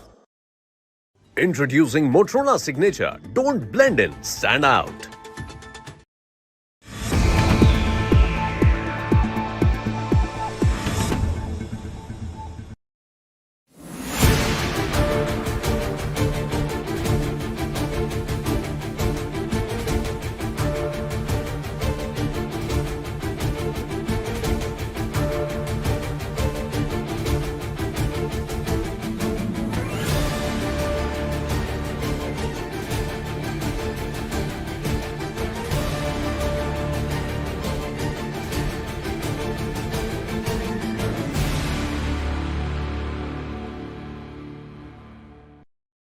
Hi, I'm Sana. Here's your weather update. Daily maximum 21 and minimum 11 degrees. Mumbai maximum 25 and minimum 23 degrees. Kolkata maximum 29 and minimum 16 degrees. Bengaluru maximum 28 and minimum 18 degrees. Chennai maximum 27 and minimum 23 degrees. Hyderabad maximum 29 and minimum 18 degrees.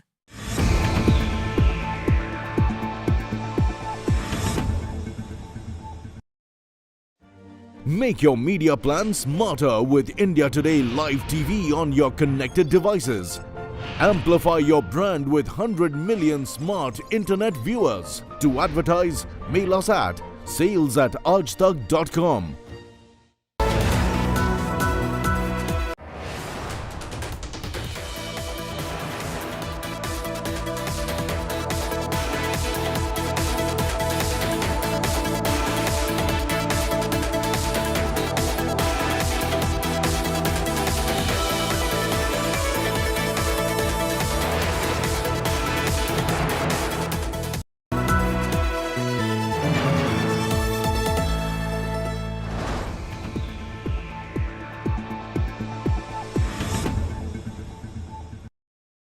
Shri Kedarnath ji और बद्रीनाथ जी धाम कोई पर्यटक स्थल नहीं है, बल्कि एक सनातन परंपराओं का सर्वोच्च आध्यात्मिक केंद्र है। यहाँ प्रवेश का प्रश्न नागरिक का अधिकार नहीं, बल्कि धार्मिक आस्था और परंपराओं का है। आदि शंकराचार्य जी इस पूरी व्यवस्था को बना के गए थे और ये आदिकाल से ये व्यवस्था चली आ रही है। उसी का पालन हम लोग कर रहे हैं और समय समय पर लोगों की लंबे समय से ये मांग रही है कि जो हमारे धार्मिक स्थल हैं, जो हमारे इस तरह के जो बड़े धाम हैं, इन स्थलों पर जो है कि गैर हिंदुओं को प्रवेश जो है कि वर्जित होना चाहिए। और हमारे जो हक हकूकदारी हैं, हमारे जो केदार सभा है, हमारी डिम्बर पंचायत है, चाहे यमुनोत्री हो, गंगोत्री हो, स्थानीय हक हकूकदारी हो, सबने इस बात का स्वागत किया और ये माना है जो बाबा केदार और उनके भक्तों के बीच में आएगा उससे बड़ा अपराधी कौन कहलाएगा। और बाबा शंकर, बाबा केदार तो गणों में विश्वास करते हैं और आप एक गणतंत्र में लोगों को उनकी आस्था को पूरा करने से रोकने की कोशिश कर रहे हैं। ये बताना पड़ेगा हेमंत द्विवेदी जी को कि परिभाषा क्या है आपकी हिंदू होने की और क्यों आ रहे हैं आप बीच में बाबा केदार और उनके भक्तों के।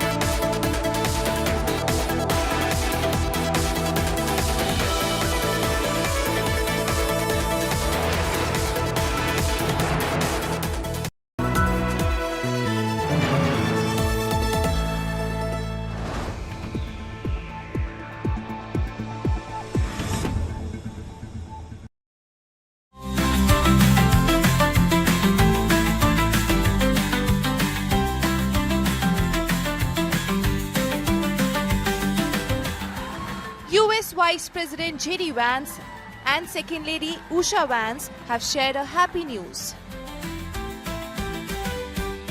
They are expecting their fourth child, a boy, due in late July.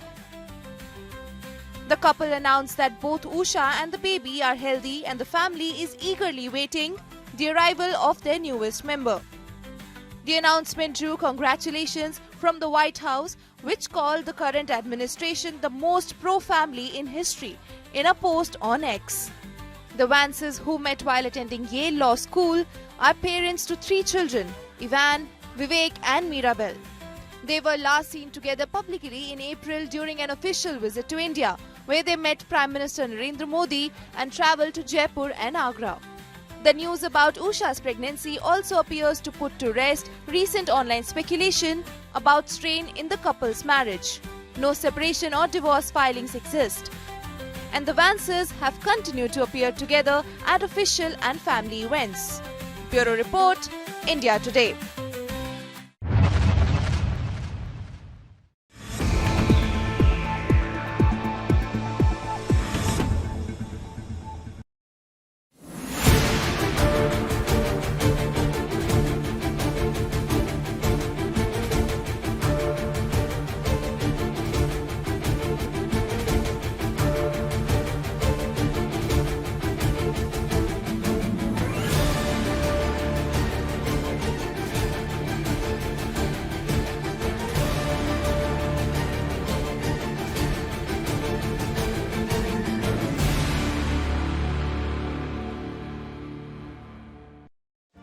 Make your media plan smarter with India Today Live TV on your connected devices.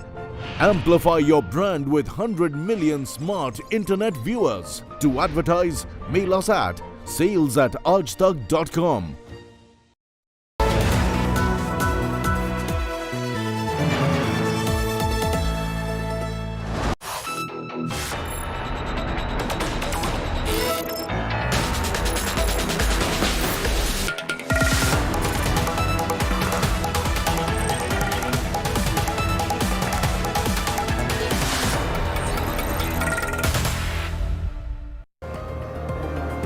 Hello and welcome. Good evening. You're watching Super 6 here on India Today. I'm Akshita Anantagopal. Over the next 1 hour, the day's big stories coming your way. So what have we got lined up for you? We'll be focusing first on the biggest headline, or as it's been touted, the mother of all deals. We're talking about the India-EU trade deal. We'll break down for you why this is considered to be a big moment in the India-EU story and why the world is talking about this particular deal and that photo op moment right there. So I'll break down for you essentially why this trade deal matters to the world and why it matters for you and me as well. Also coming up on the show at 6:30 this evening, we'll talk about the big setback for Vijay. as his film Jananayagan doesn't see any release date at this point. The Madras High Court heard the case and went ahead and submitted back to the single judge bench. So now it'll be back to square one essentially for Vijay. With us inching closer to an election in Tamil Nadu, it's looking all the more difficult for Vijay to ensure the release of his last film. We'll get you all of those details. First, as always, the top 10 headlines. The historic India-EU trade deal is sealed. EU chief Ursula says mother of all deals delivered. Prime Minister Modi hails India-EU ties for global good, asserts deal will stabilize turbulent world order. European Union offers duty cut on 99% tariff lines under the free trade agreement. Steel, farm, dairy sector not covered under this deal. Indian cars to get duty-free access under trade pact with EU. With the India-EU mega trade deal signed, the Trump government has irked US Treasury Secretary Scott Bessent claims EU funding war against themselves. Bessent defends Trump administration's decision to impose steep tariffs on Indian goods. Protests erupt across India against UGC's new caste-based equity rules in colleges. Protesters call it anti-upper caste. Education Minister Dharmendra Pradhan meanwhile insists that nobody will be discriminated against. Congress turncoat Neta Shakil Ahmed's big claim. The former MP speaking to India Today claimed threat to his life and alleged a plot to attack his residence. He further claimed that Rahul Gandhi ordered the burning of his effigy. Another setback to Vijay's film Jananayagan from the Madras High Court. The High Court has now once again sent the matter back to the single judge bench for a fresh hearing. This has also stoked a massive political controversy. Pakistan is keeping the suspense alive over its participation in the upcoming Men's T20 World Cup by deferring a final decision until at least Friday. They're contemplating a boycott of its marquee clash against co-hosts India in solidarity with Bangladesh. Amid ongoing protests in Iran, a 19-year-old Diana Bahadur, a young Iranian motorcyclist, has been shot dead. The killing has been blamed to the regime of Supreme Leader of Iran, Khamenei. A fresh lawsuit filed in the US has put Meta and WhatsApp back under the privacy spotlight. Elon Musk has waded into the controversy and seized the opportunity to promote his own chat platform, XChat. Biting cold conditions have returned across North India with fresh snowfall in Srinagar leading to flight cancellations and travel disruptions. Authorities have issued advisories as temperatures plunge, affecting daily life in several hill states. In Delhi, there's been a hailstorm reported.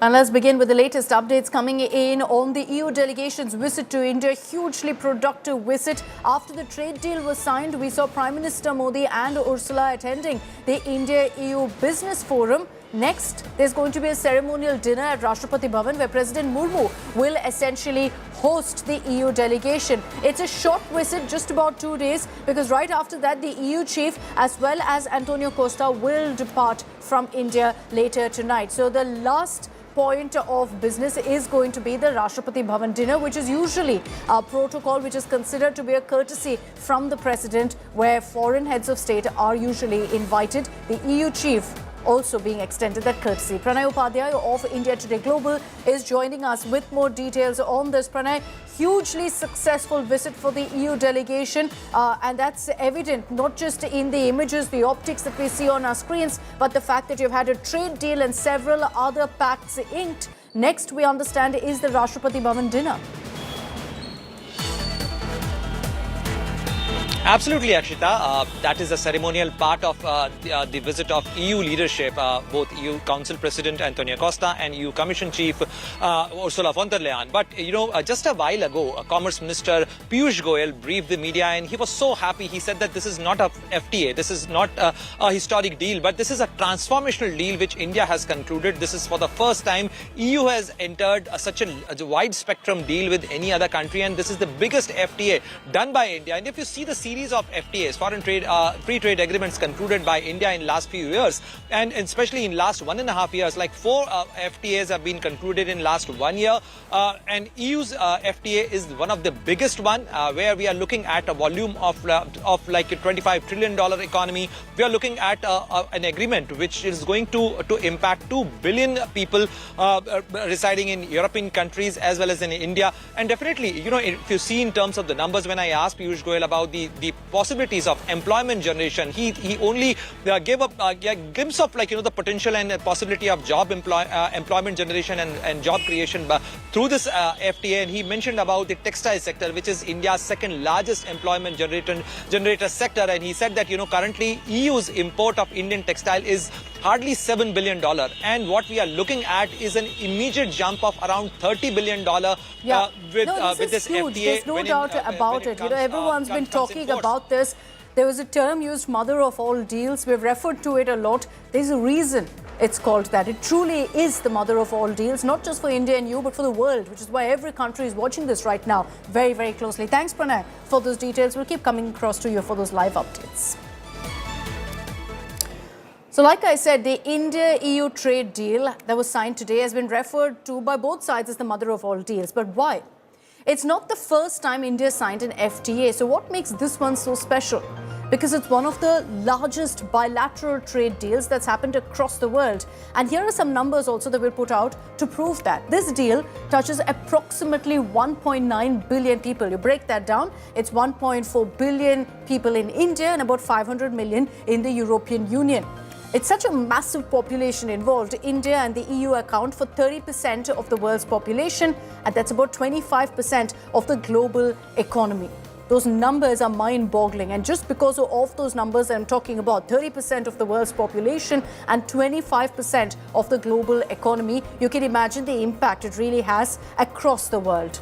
I'll give you more numbers. Out of the total global trade of $33 trillion, India and the EU account for $11 trillion of global trade. The nominal GDP between the two, India and EU in 2024, was 21%, about $23.4 trillion. The European Union is a 27-nation bloc, so essentially in one shot with this FTA, we've struck a deal with 27 countries. The deal, set to cover a quarter of the global GDP, creates a free trade zone now of 2 billion people. Global business में बड़ी उथल-पुथल है। हर company अपनी market strategy और partnership को नए सिरे से देख रही है। ऐसे समय में यह FTA बिजनेस जगत के लिए एक साफ और सकारात्मक संदेश है। यह दोनों पक्षों की बिजनेस कम्युनिटी के लिए सक्षम, भरोसेमंद और फ्यूचर ओरिएंटेड पार्टनरशिप बनाने का स्पष्ट निमंत्रण है। मुझे पूरा विश्वास है कि आप सभी इस FTA के अवसरों का पूरा लाभ उठाएंगे। Prime Minister, distinguished friend, we're not only making our economy stronger, we're also delivering security for our people in an increasingly insecure world. And today, the world's 2 largest economies and democracies launch their first ever security and defense partnership. This is a landmark departure and a trust-based platform for cooperation on the strategic issues that matter most. In doing so, we will help to build each other's resilience.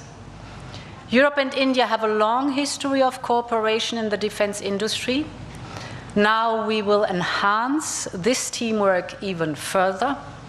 We will deepen our cooperation on maritime security, for example, joint naval exercises to tackle piracy. And we will step up our work on countering cyber and hybrid threats, which are getting more sophisticated by the day. And our partnership includes a dedicated dialogue on space security, from situational awareness to secure connectivity, and stronger cooperation on counterterrorism. Finally, we are launching negotiations on a security of information agreement. Europe and India have chosen to be reliable partners to one another, and this is how we demonstrate the trust we share. Okay, and these are live images that are coming in right now of the EU delegation currently meeting with the Vice President CP Radhakrishnan. After this will be the official Rashtrapati Bhavan dinner, but it is courtesy really for heads of state to call upon the President and the Vice President. This is the meeting that's currently underway, and as we continue to keep our focus on these live images, these live updates, let's again put the focus on that trade deal. I broke down for you why this matters, but let me also explain to you in the simplest terms what exactly the trade deal is between India and the EU. Well, the deal ensures both India and the EU can sell and buy from each other easily, more easily, cheaply, with a focus on some sectors that matter to both. It was a give and take. It took many years for this essentially to happen. But the most important is, of course, lower taxes on trade. Both sides are reducing, or in some cases completely cutting off import taxes on goods. We're talking about cars, medicines, clothes, machinery, food, all of this and much more. According to the details of the agreement that's been released by the European Union, tariffs on 96.6% of EU goods exports will be eliminated or reduced, saving up to 4 billion euros per year in duties on European products, which is huge. And now that explains to you again why this deal matters. It also ensures easier business rules. What does that mean? Companies from India and Europe face fewer rules, less paperwork when doing business with each other. Also more access to services. Look at Indian IT firms, engineers, professionals, they'll all find it easier to work with European companies, and European firms could again do the same in India. This is transactional essentially. The deal is also focused on investment, more attractive for companies to invest money in each other's countries.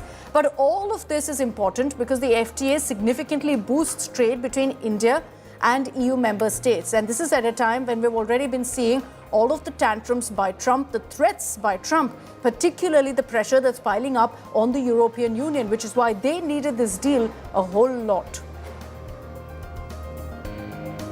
दुनिया में लोग इसकी चर्चा mother of all deals के रूप में कर रहे हैं। ये दुनिया की दो बड़ी इकोनॉमीज के बीच तालमेल का एक शानदार उदाहरण बना है। ये समझौता ट्रेड के साथ साथ डेमोक्रेसी और रूल ऑफ लॉ के प्रति हमारे शेयर्ड कमिटमेंट को भी सशक्त करता है। 2 weeks ago, India marked Makar Sankranti. It's the beginning of Uttarayan, the sun's northward journey. From darkness to light, from stillness to growth, from what was to what can be. And that is what makes our summit so unique and timely. The time is right for renewal, for fresh momentum, and for opening a new chapter in EU-India friendship. And this is exactly what we have achieved together today. Okay, so what's in it for India? What is India getting from this pact? So under the new trade agreement, I'll explain this for you, tariffs on several key made in EU products will come down. So wine will see duties cut to 20 to 30%, beer to 50%, spirits to 40%. What that means is it gets cheaper in India. It's going to take some time, of course, because the deal has been signed, but it takes time for it to come into effect. Then on car import duties, that will gradually fall to 10%. And these are again made in EU cars. Tariffs on surgical products, on chemicals, fully eliminated. Like I mentioned earlier, in some cases it's being cut, in some cases completely eliminated. What does India therefore gain from the deal? Well, EU will offer duty cuts on 99% of tariff lines under the free trade agreement. India is reducing tariffs on 97% of EU goods. So the average tariff for EU products will fall to just 0.1% from 3.8%. However, some sectors, I'm talking about steel, farming, dairy, they've not been covered under the pact. The EU will offer no duty on India's marine products, chemicals, textiles, footwear, base metals and cars. And so that again hugely helps Indian exporters. They get that significant giant boost as well. ये समझौता भारत के 140 करोड़ लोगों और यूरोपीय देशों के करोड़ों लोगों के लिए बहुत बड़े अवसर लेकर आया है। ये दुनिया की दो बड़ी इकोनॉमीज के बीच तालमेल का एक शानदार उदाहरण बना है। ये समझौता ग्लोबल जीडीपी के करीब 25% और ग्लोबल ट्रेड के करीब 1/3 हिस्से को रिप्रेजेंट करता है। ये समझौता ट्रेड के साथ साथ डेमोक्रेसी और रूल ऑफ लॉ के प्रति हमारे शेयर्ड कमिटमेंट को भी सशक्त करता है। साथियों, ईयू के साथ हुआ ये फ्री ट्रेड एग्रीमेंट ब्रिटेन और एफ्टा समझौतों को भी कॉम्प्लीमेंट करेगा। So we've told you how India benefits. What about the European Union? This is, of course, very crucial for them, the timing of it, especially with the threats that have been pouring in from Donald Trump. But European companies stand to gain lower duties on premium cars, access to the world's fastest growing economy. This is a market that everyone wants to be a part of. Duties will be removed or reduced on 90% of products, therefore opening the Indian market. The European Union also will get access to telecom accounting, to the auditing market in India. Like I said, it's all about, for the EU, opening up the Indian markets and therefore being able to go ahead and offer their products here. Prosperity does not exist without security. Strengthen our cooperation to better protect our citizens and our shared interests. Working together to counter the full range of security threats we face in the Indo-Pacific, in Europe and around the world, reaching a new level of strategic trust between us. That is the significance of our agreement on a security and defense partnership. The first such overarching defense and security framework between India and the European Union, and the first step towards even more ambitious cooperation in the future. Prime Minister Modi, distinguished friend, I want to turn to innovation, because here too we share core values. The freedom of research and science is paramount for us. Europe and India will always choose science. We will always choose progress, the way forward. We will always choose technology at the service of our people. It's part of who we are. And our cooperation on human-centric, trustworthy artificial intelligence is one of the best examples. So today I'm glad to announce that we are working on India's association with Horizon Europe. Backed by funding firepower of 100 billion euros, Horizon is the world's largest public research program. And I can't wait for our best talents to get to work to advance health, clean energy, frontier technologies, just to name some. We will set up EU-India innovation hubs. This will help researchers and startups to collaborate on next-generation technology. And we are also launching the EU-India Startup Partnership to boost co-creation and high-potential ventures. Okay, so with the pact being inked, what happens next? Does it immediately come into effect? There are a couple of steps here, and I'll break that down for you. Step one is that the agreement will go through a detailed legal check to make sure it follows the laws in both India and the European Union. Once that's done, the deal will be formally signed. What you've seen is, of course, the optics of the leaders going ahead and signing, exchanging MOUs, but the deal will be formally signed only after that legal check. It will then be approved by the parliaments of both India and the European Union. And while this is just a formality, all of these together it does take a bit of time because you have to wait for a session of parliament on both sides and then wait for it to come up.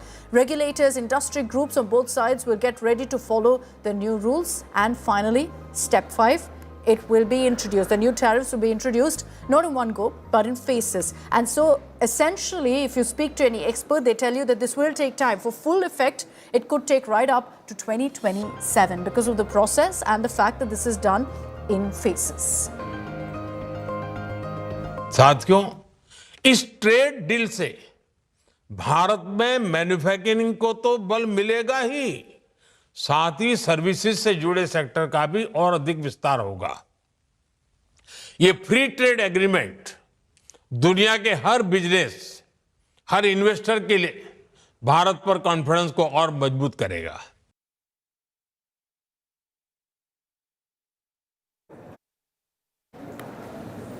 So let's round up for you all the big takeaways right now from the India-EU trade deal. You had a briefing just some time ago by also Union Minister Piyush Goyal on the big takeaways of this trade pact, what it means for India. This is a landmark pact, a landmark deal. Here's how it could impact you.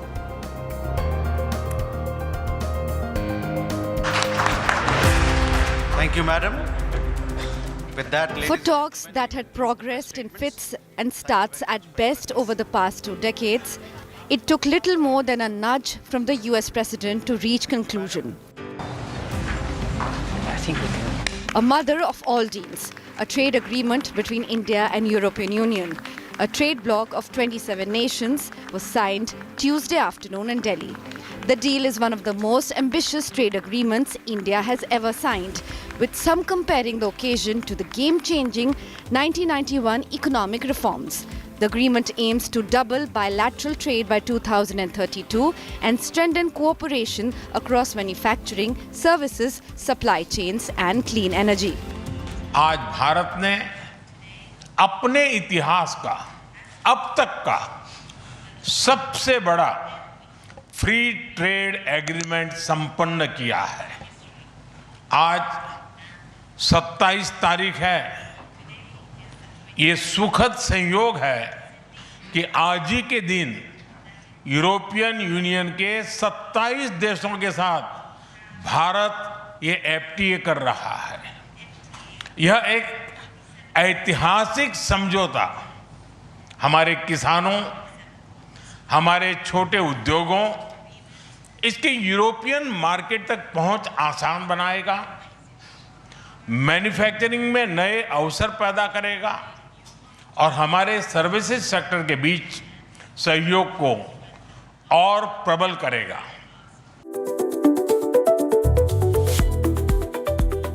While New Delhi has offered to cut duty on 96.6% of the export value of the EU, the European Union has committed to cut duty on 99% of Indian export value under the trade deal.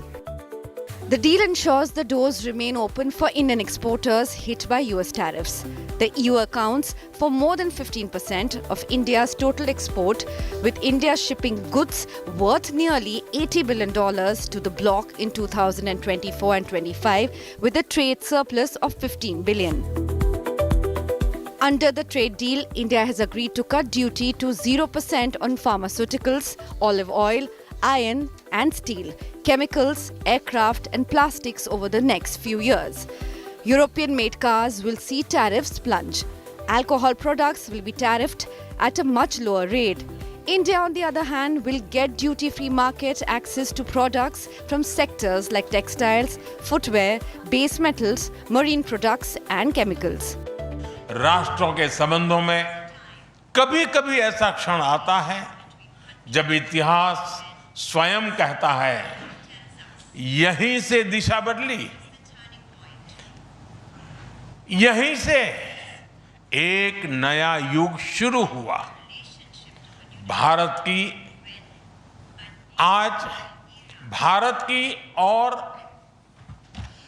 European union की यह ऐतिहासिक summit वही क्षण है। Prime Minister, distinguished friend, we did it. We delivered the mother of all deals. We are creating a market of 2 billion people And this is the tale of two giants, the world's second and fourth largest economies, two giants who choose partnership in a true win-win fashion. A strong message that cooperation is the best answer to global challenges. Both sides have agreed to keep each other's sensitive sectors out of the trade deal. These include India's agriculture, dairy and steel sector, and the EU's rice, sugar, beef and chicken. A key highlight of the deal includes New Delhi's commitment to slash duty on cars to 10% from 110% in a phased manner in 5 to 10 years. But the low duty imports are limited to 250,000 cars per year. India will also fully abolish duty on auto components in 5 to 10 years. Lower tariffs will benefit European car makers such as Mercedes-Benz, BMW, Volkswagen, Renault and Stellantis. While many of these companies already manufacture in India, high import duties have limited their ability to expand product portfolios. However, electric vehicles will remain shielded in the initial phase. Under the agreement, EV imports will not see any tariff reduction for the first 5 years, protecting domestic manufacturers as the sector develops. As part of India-EU agreements, Indian students, workers and professionals are set to get greater access to European countries. Under the mobility framework, the EU has committed to uncapped mobility for Indian students, allowing them to travel, study and work in Europe. The agreement allows for commerce, investment, services and movement of skilled talent across borders. We will facilitate the movement of students, researchers, seasonal and highly skilled workers. And this is also why we are launching the first EU Legal Gateway Office in India. It will be a one-stop hub to support Indian talent moving to Europe in full alignment with EU member states' needs and policies. This is good for our economies. This is good for the friendship between our people. And this openness benefits us all. Beyond trade in goods, the agreement opens up India's services sector, including financial services, maritime transport and digital services to European companies. The EU will also support India's climate transition with funding for carbon reduction and deeper cooperation on clean technologies. Defence, maritime security, cyber security and innovation partnerships will further strengthen strategic ties. Bureau Report, Business Today Television. And let's get to an India Today mega exclusive now. India Today's Geeta Mohan spoke to European Commission Vice President Kallas. Here's that exclusive conversation on the EU trade deal and much more.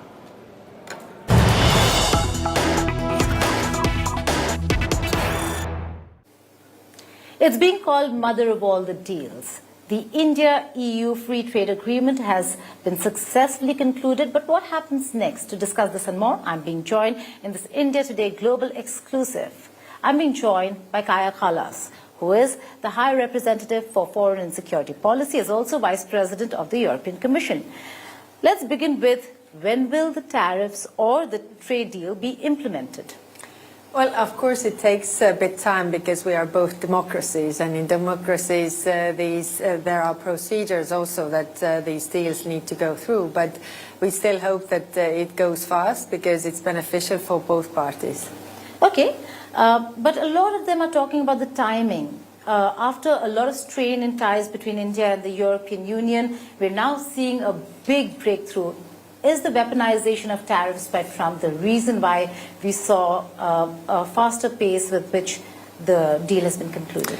Well, the geopolitical landscape definitely helps with this. It is clear that we have had our, big partners before, but now the landscape is such that we need to build partnerships with those countries, those partners who believe in free trade, and definitely diversifying our trade portfolio on your side as well as our side is our mutual interest. Interestingly, the president herself announced it at Davos, and there was a sharp reaction from the United States of America. Scott Bessent, Treasury Secretary, has already said that Europe is funding indirectly the Russia-Ukraine war. Your comments? Well, of course, countries like America don't like if we are also, diversifying our trade portfolios. That's very clear. But again, we are focusing on the positive side. What more can we do in terms of trade in different areas? Of course, it's in our interest that this war in Ukraine stops, and therefore we have put sanctions on Russian shadow fleet, on different types, so that this war will end. And this doesn't change. I mean, we also had these discussions with the Indian counterparts, because it's in our mutual interest that this war will stop. Well, talking about reliable partners and reliability, you once said that Russia is not reliable. One cannot trust Russia. But then can you trust your all-time friend, or one's all-time friend, America? Greenland is an example. What happens next? Whether it's Greenland and the conversations NATO chief had with Trump, is EU in on that? What's the deal here? Well, the geopolitical landscape is definitely complicated. I think, the discussions that we had over Greenland were not doing any favors to transatlantic ties. I can tell you that that is very, very clear. But now we are focusing on issues where we can build partnerships outside with different countries, also with America, to develop the ties further where we see eye to eye. Is Europe more vulnerable than ever before, whether it's the eastern flank with Russia, or for that matter now including America? I think no, because actually we were vulnerable before when we didn't really realize that we have dependencies on countries like Russia when it comes to energy, on different countries, also China when it comes to technology. Now we have definitely understood where we are and understood our vulnerabilities, and therefore we are making the efforts to overcome these vulnerabilities, to invest more in our defense, to get rid of the Russian gas and oil, diversify our trade portfolios, but also build our defense and security partnerships with countries like India. Ms. Kallas, the European Union acknowledged terrorism, Pahalgam terror attack, the Red Fort terror incident, but is there also an acknowledgement that for India this concern is deep-rooted and is cross-border? We had discussions on fighting terrorism, and that this is something that we both share, that this is a global concern and we need to address this globally together with our partners. And there are many concerns that now are challenging the world, particularly when it comes to conflicts. There has been massive outrage when it comes to the Russia-Ukraine war. We see much less of it from the European world when it comes to Israel-Palestine. This is not true. I don't know why this information is circulating, but if you look at who is the biggest donor for the Palestinians, it is Europe. We have, contributed in humanitarian aid. We have been the biggest supporters of two-state solution. We are also the biggest supporters of Palestinian Authority, to really insist that the Palestinians have a say on their territory. Right now, we are working in this Gaza peace plan to also provide help when it comes to training Palestinian police, because eventually it has to be Palestinian police who disarms Hamas and takes control over the territory. So we have been very much involved in ending this war and also ending this humanitarian catastrophe. And being part of the Board of Peace?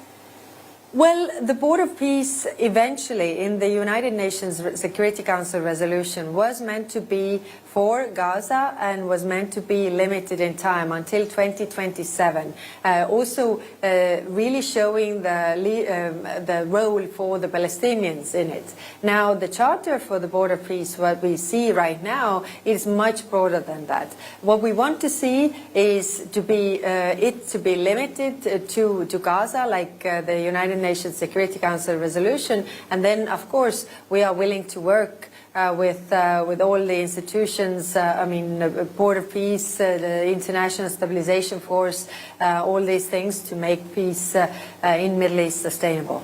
My final question to you, and I circle back to President Trump. Has he brought in a lot of volatility and unpredictability, and how is European Union going to counter or tackle that?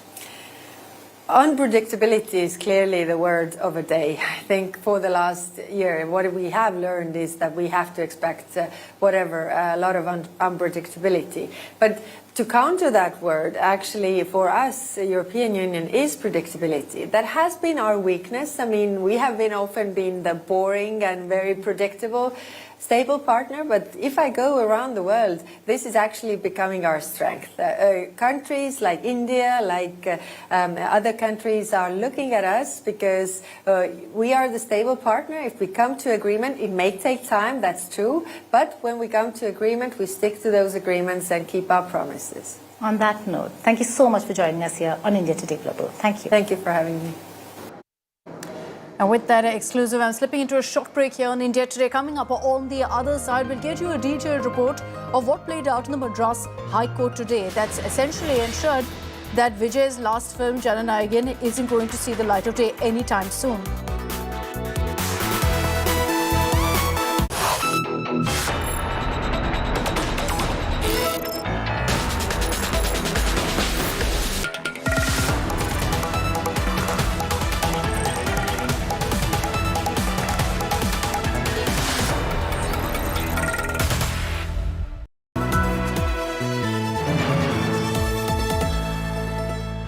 आपको शायद पता नहीं होगा, अपार ने INS Vikrant के लिए 150 से ज्यादा तरह के केबल्स बनाए हैं। देश के टॉर्पीडोस में भी हैं अपार के केबल्स। वंदे भारत भी अपार के केबल से ही स्पीड पकड़ती है और यही वायर्स और केबल्स हमारे घरों को भी पावर करते हैं। विश्वास इसमें अपार, तभी तो ये है देश का तार।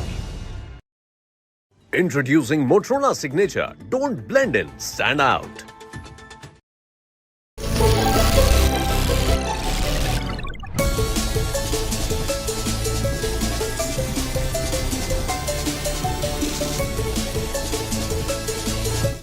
Introducing Motorola Signature.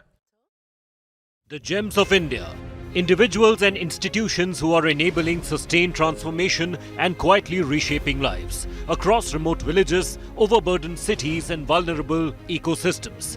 This Republic Day, India Today brings you the Gems of India, featuring distinguished examples of individuals and institutions and their work driven by rigor, impact and dignity.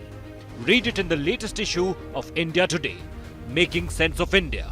Now available for speed delivery on Amazon and Blinkit. Subscribe now. Log on to subscriptions.intoday.in.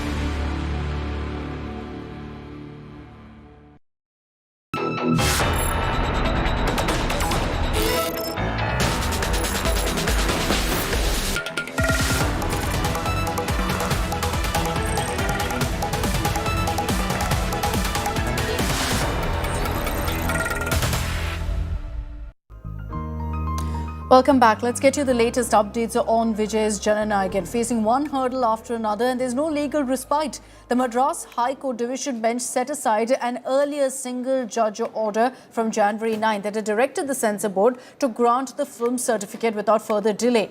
What this means is the matter has gone back to the single judge and there's going to be a fresh hearing. And further delay then for the Jananayagan makers. There's no release date in sight.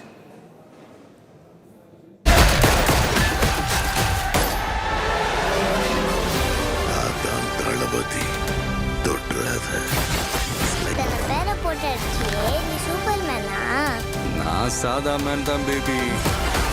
ஆனா செய்யற சம்பவம் எல்லாம் சூப்பரா இருக்கும். Superstar turned politician Vijay wanted to release his film Jananayagan on Pongal. But days after Pongal, the fate of the film still hangs in the balance. A Madras High Court division bench on Tuesday set aside an earlier single-judge order that directed the Central Board of Film Certification to issue a censor certificate. The bench, comprising Chief Justice Manindra Mohan Srivastav and Justice G. Arul Murugan, sent the matter back to the single-judge bench for a fresh hearing in the case. During the hearing, the High Court pulled up the filmmakers for announcing the release date of the film first and then seeking CBFC certification. The court also noted that CBFC was not given enough time to file the counter affidavit by the single-judge bench. Now, the single-judge bench has been directed to provide opportunity for the censor board to respond in the case. As of now, there is no release date for the film. The High Court verdict stoked a massive political storm. The DMK has called CBFC's delay in issuing a certificate witch hunt against the actor and called it a pressure tactic to make Vijay join the NDA. So CBFC has never, censor board has never acted in this manner. Clearly shows that there is pressure from the top, which means that CBFC is compromised. The election is fixed, so the DMK is going to win. So who's going to be number 2? Because of that, they are threatened and they want to either dismantle Vijay or want him to join the alliance so that they may have a 20+ vote share.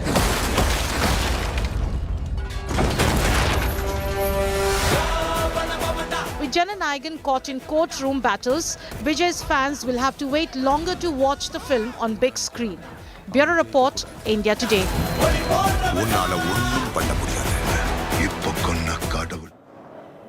Let me bring in Anaga Keshav. She's joining us live from Chennai with the latest updates on the story. Anaga, huge setback, for the Jananayagan makers. They've repeatedly been stressing on this meaning of 500 crore loss for them. But the question that's constantly being asked is about whether they just went, approached this the wrong way, whether they jumped the gun by approaching the courts and therefore they're paying the price with these endless delays.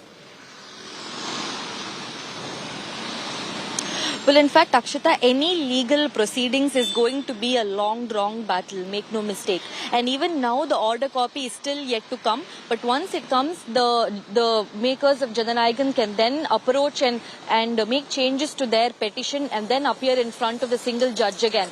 But if the single judge once more gives an order in favor of Jananayagan, then that will open doors for CBFC to move to a higher court and then to the next level of court. So now this is, being a never-ending loop of legal battle and legal proceedings that is just being endless at the moment. So the best way out for the filmmakers of Jananayagan would be to skip the long-drawn legal process and to actually settle it with the CBFC. Of course, if the film goes to the revising committee, they would require a minimum of 15 days window to watch the film and then recommend excisions and then grant a UA 16+ certification. So that at least has a particular timeline. But this legal, battle just seems endless. And even if the lower court gives an order against the CBFC, then like I was mentioning, that does open another door for the CBFC to go to a higher level of court. It's a vicious cycle, so this which is always the case, in these kind of legal processes. And ultimately, Vijay is on a timeline because the elections are around the corner. So, if the model code of conduct comes into effect, then there's a big question mark on whether Jananayagan can release in the form that it is with a whole lot of political symbolism. But thanks very much, Anaga, for joining us with those details. All right, let's move on and get you images from several parts of North India where we're seeing heavy snowfall. Looks beautiful, but a whole lot of inconvenience as well. Here's a look at what's happening. The second snowfall of the season has begun at Badrinath Dham. Visuals show the holy shrine wrapped in a thick white blanket as temperatures dip sharply.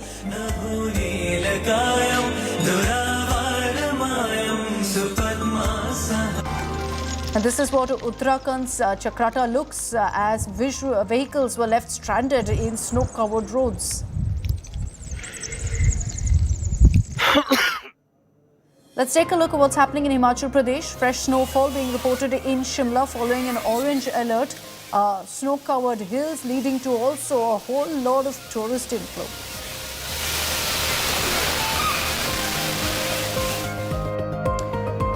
In Jammu and Kashmir, you're seeing also several districts receiving fresh snowfall, bringing smiles to many faces. Children playing, enjoying in the snow. Heavy rainfall and snowfall lashed to the higher reaches of the Pir Panjal mountains in the Kotranka subdivision. These show the intense weather conditions in several parts of Jammu and Kashmir. And let's also take a look at what's happening globally. Major winter storm leaving hundreds of thousands without power across much of the US. Icy roads, heavy snowfall being reported. Nearly 200 million Americans are under extreme cold alerts.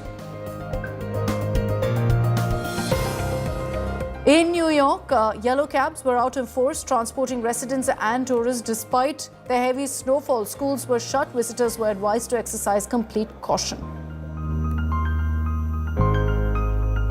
Neighbouring Canada too, similar situation. Toronto in a blanket of snow after a massive winter storm battered large parts of North America and Canada. Toronto schools remained shut, many flights delayed and cancelled.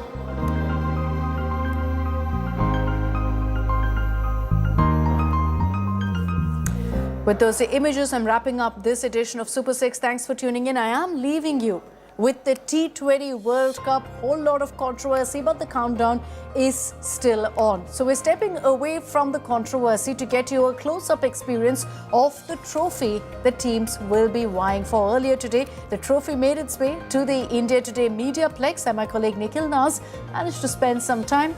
Here's that exclusive. All right, what a day it is for us here at India Today, because next to me is the piece of silverware that the entire world is going to be craving for, is going to be dying for. This, ladies and gentlemen, is the real ICC T20 World Cup trophy that is here exclusively at the India Today office in Noida. Now, you know, this particular trophy, the last time I saw it, about a year and a half ago, was the time that I was able to touch it. Why? Because our very own Surya Kumar Yadav had helped India win this particular title. And here we are in 2026, where that same trophy is come to our office. On that occasion, if you remember, India beat South Africa in the final. It was a long gap for an ICC trophy that India had fulfilled. And this particular trophy has fond memories if you're an Indian fan, because the very first time this trophy really came into play was 2007.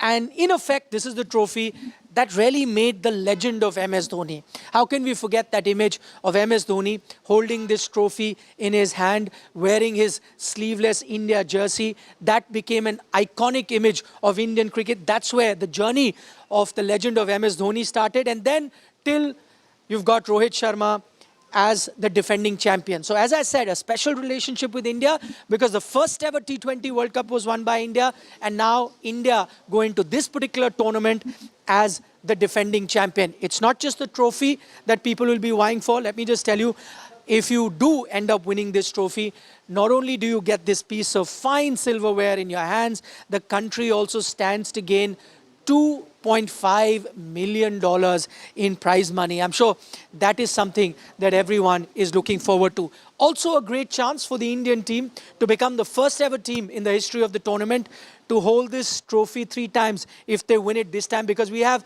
3 countries that have won the T20 World Cup 2 times. You have the West Indies, England and India. And if India are to win this trophy at home, they will become the first country in the history of the sport to win this trophy. And there's a very, very good chance that India do go on to win this trophy for the 3rd time, because as of now, they are the #1 ranked T20 team in the world. They have an enviable record right now where they won 32 games in this format, having lost just 5 in the last year and a half. If you ask anyone in the world, they clearly are a notch above the rest of the world. So that is how good India's record has been in the last year and a half. And Surya Kumar Yadav and co will go into this particular tournament as the favourite. Remember, 7th of February is when the tournament starts. 8th of March will be the final. So the 1 month that's coming up, that will decide which is the team that ends up with this trophy. Just to let you know, why is it that India is favourite?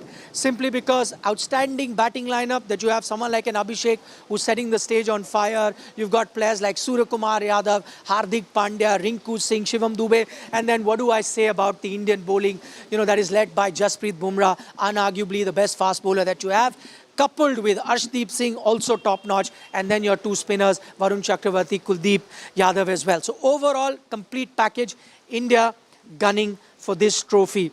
Though I can't say with 100% guarantee as to which is the team that will hold this trophy in the end. Of course, India start as the favourite. What I can tell you is that a certain Mr. Mohsin Naqvi can eat his heart out, because this time whoever wins will at least get the trophy. It's not going to be put in a lock-in key as has been done in the case of the Asia Cup. Nikhil Naz signing off for India Today.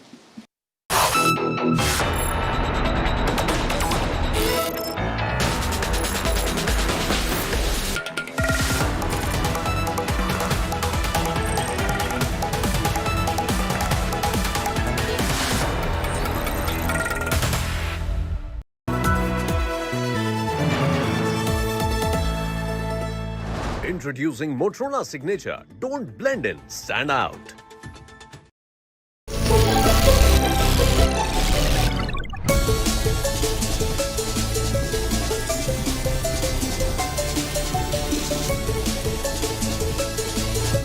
Introducing Motorola Signature.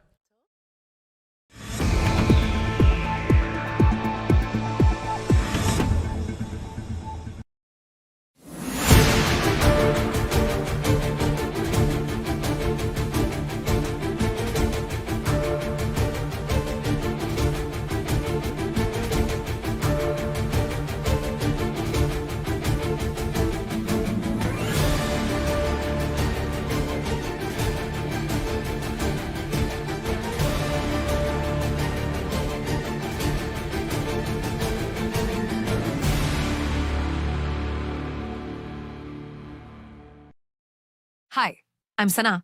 Here's your weather update. Daily maximum 21 and minimum 11 degrees. Mumbai maximum 25 and minimum 23 degrees. Kolkata maximum 29 and minimum 16 degrees. Bengaluru maximum 28 and minimum 18 degrees. Chennai maximum 27 and minimum 23 degrees. Hyderabad maximum 29 and minimum 18 degrees.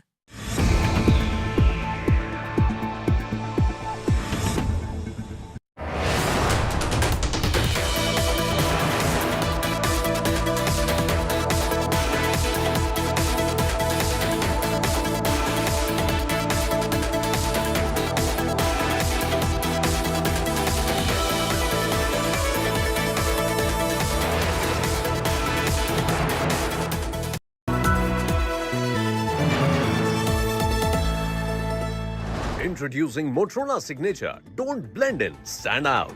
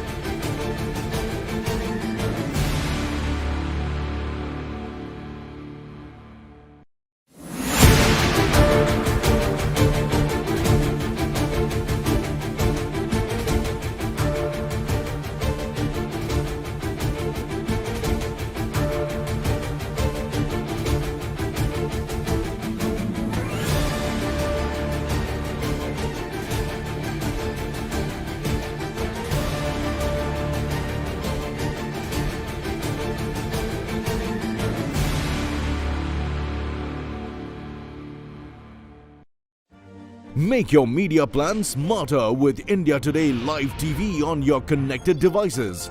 Amplify your brand with 100 million smart internet viewers. To advertise, mail us at sales@aajtak.com.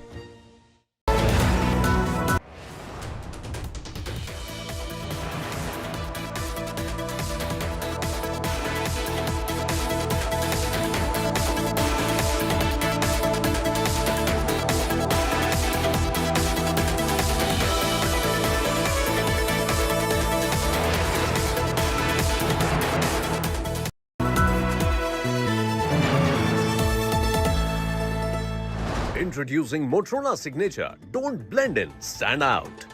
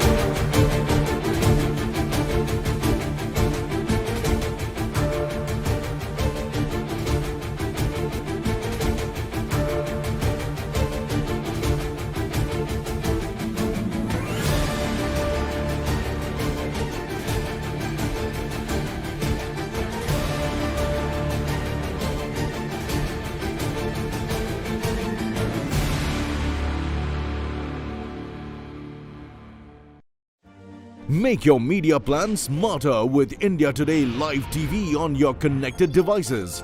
Amplify your brand with 100 million smart internet viewers. To advertise, mail us at sales@aajtak.com.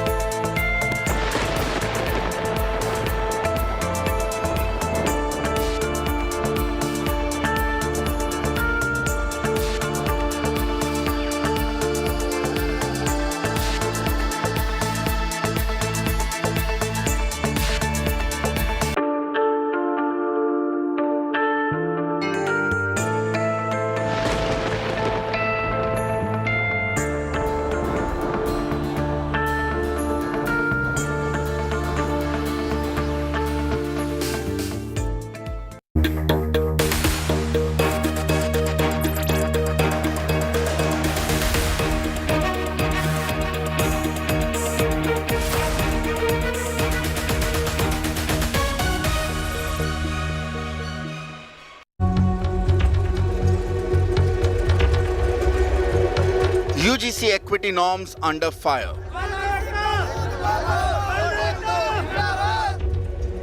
Streets witness protests from upper caste groups.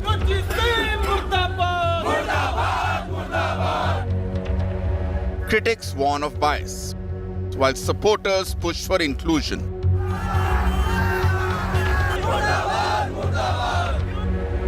Is the BJP walking a political tightrope? किसी को उत्पीड़न होने नहीं दिया जाए, कोई भेदभाव नहीं होगा। इसमें यूजीसी हो, भारत सरकार हो या राज्य सरकार हो, इसकी दायित्व रहेगी। मैं महसूस करता हूँ।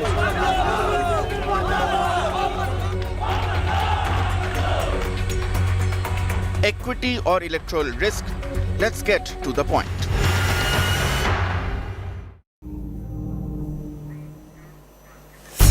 Good evening, you're watching To The Point. I'm Preeti Chaudhary. Before we get to our top debate, allow me to take you through the headlines. Historic India-EU trade deal sealed. EU Chief Ursula to Modi, we did it, says we delivered mother of all deals. Prime Minister Modi hails deal, says India-EU ties for global good. Asserts deal will stabilize turbulent world order. Prime Minister, distinguished friend, we did it. We delivered the mother of all deals. EU to offer duty cuts on 99% tariff lines under deal. Steel, farm, dairy sector not covered. Indian cars to get duty-free access under trade agreement with EU. Modi, EU chief Ursula Bonhomme on display. Ursula calls Modi my friend Narendra, invokes Sankriti and new beginnings. Prime Minister Modi smiles, shakes hands for an iconic frame.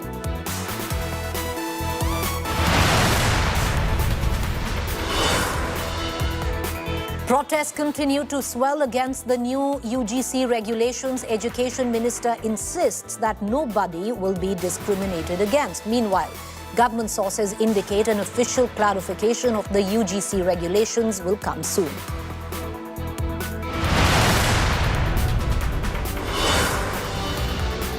Blow to Vijay in Jananayagan Rao. No release of Vijay's film Jananayagan. High Court not given time to file affidavit. Fresh legal battle for Jananayagan.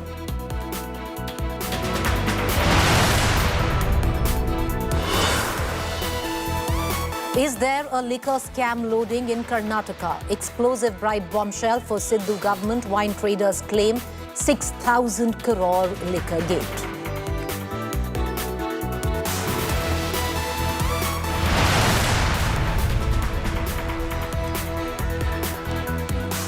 The UGC's new equity norms have triggered protest and political ripples across the country. So what do these rules really say? Why is it that suddenly we've seen a push from the upper caste groups objecting? And why has this put the ruling government and the party BJP in a rather tight spot? Or has it?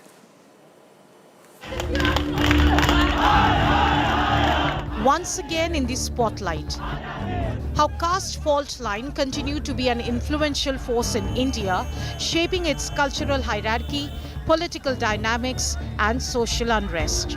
Students and upper caste groups are protesting the University Grants Commission's new draft rules on discrimination, calling them biased and dangerous. The regulations seek to overhaul how Indian universities identify, investigate and penalize caste-based bias. The draft defines discrimination broadly, covering explicit acts, implicit bias, structural disadvantage, and harm to dignity. It mandates that every university set up equal opportunity centers and equity panels, complaints committees with powers to investigate and recommend action, equity squads to monitor vulnerable campus spaces, equity ambassadors in hostels and departments, and a 24-hour helpline that can directly connect complainants with the police. While the stated objective is greater inclusion and safety, the framework has triggered sharp resistance from upper caste groups. Protesters argue the rules tilt the system against them. They point to the absence of mandatory general category representation on decision-making panels, the lack of penalties for false or malicious complaints, vague terms such as implicit discrimination, and what they describe as a reversal of the burden of proof. The fear, they say, is of accusations without adequate procedural safeguards. जो SC, ST, OBC ये वर्ग हैं, ये सब शोषित उसमें दिखाए गए हैं कि इनका शोषण हो रहा है। विद्या के मंदिर में विद्या के आधार पे छात्रों को बांटने का काम कर रहे हैं। हमारी मांग है इस काले कानून को तुरंत वापस लिया जाए। हमारी मांग ये नहीं है कि इसमें संशोधन किया जाए, इसको वापस लिया जाए। इससे पहले आपने SC, ST एक्ट लाया, इसका अपग्रेडेड वर्जन एक तरह से, मतलब छात्र अब डर के इस विश्वविद्यालय में पढ़ेगा। सरकार को सुनना पड़ेगा। PIL लग चुकी है सुप्रीम कोर्ट में, हमारा काम चल रहा है और ये तोड़ने का जो नियम है ये गलत है, इसको वापस लेना ही पड़ेगा। Amid the protest, Union Education Minister Dharmendra Pradhan has sought to reassure critics. एक बात तो बहुत विनम्रता से आश्वस्त करना चाहता हूँ, किसी को उत्पीड़न होने नहीं दिया जाए, कोई भेदभाव नहीं होगा। जो व्यवस्था हुई है, भारत की कुछ भी व्यवस्था हो, संविधान की परिधि के अंदर होगा। और ये जो विषय आई है, ये तो सुप्रीम कोर्ट की निगरानी में व्यवस्था है। At the same time, official data suggests the problem the UGC seeks to address is real and growing. Reported cases of caste-based discrimination on campuses have jumped 118% between 2019 and 2024. Complaints rose from 173 to 378, with more than 1,160 cases reported nationwide over the last 5 years. The controversy has now reached the Supreme Court. The plea argues that the draft rules deny grievance redressal and institutional protection to persons belonging to non-SC, ST and OBC categories. Politically, the issue places the BJP in a clear catch-22. If the regulations are implemented in their current form, the party risks alienating upper caste groups that have traditionally backed it. If the rules are diluted or stalled, it risks further antagonizing Dalit and OBC voters, a bloc that showed signs of drifting away from the BJP in the 2024 Lok Sabha elections. Many within the party would quietly hope the courts take their time, deferring what could become a politically explosive decision. The issue is a political hot potato, with most political parties trying to stay away from the controversy, with a few speaking out. The UGC, this particular vertical of caste against caste, this is the creation of this BJP government. They have been always pitching one caste against another caste, one religion against another religion. So this is an internal matter. Nevertheless, let all these issues be discussed. As protests continue on the streets and the legal challenge unfolds in court, the larger question remains unresolved. Can the UGC's push for equity strike a balance between protection and fairness? Or will it deepen social fault lines and politically backfire? Bureau Report, India Today.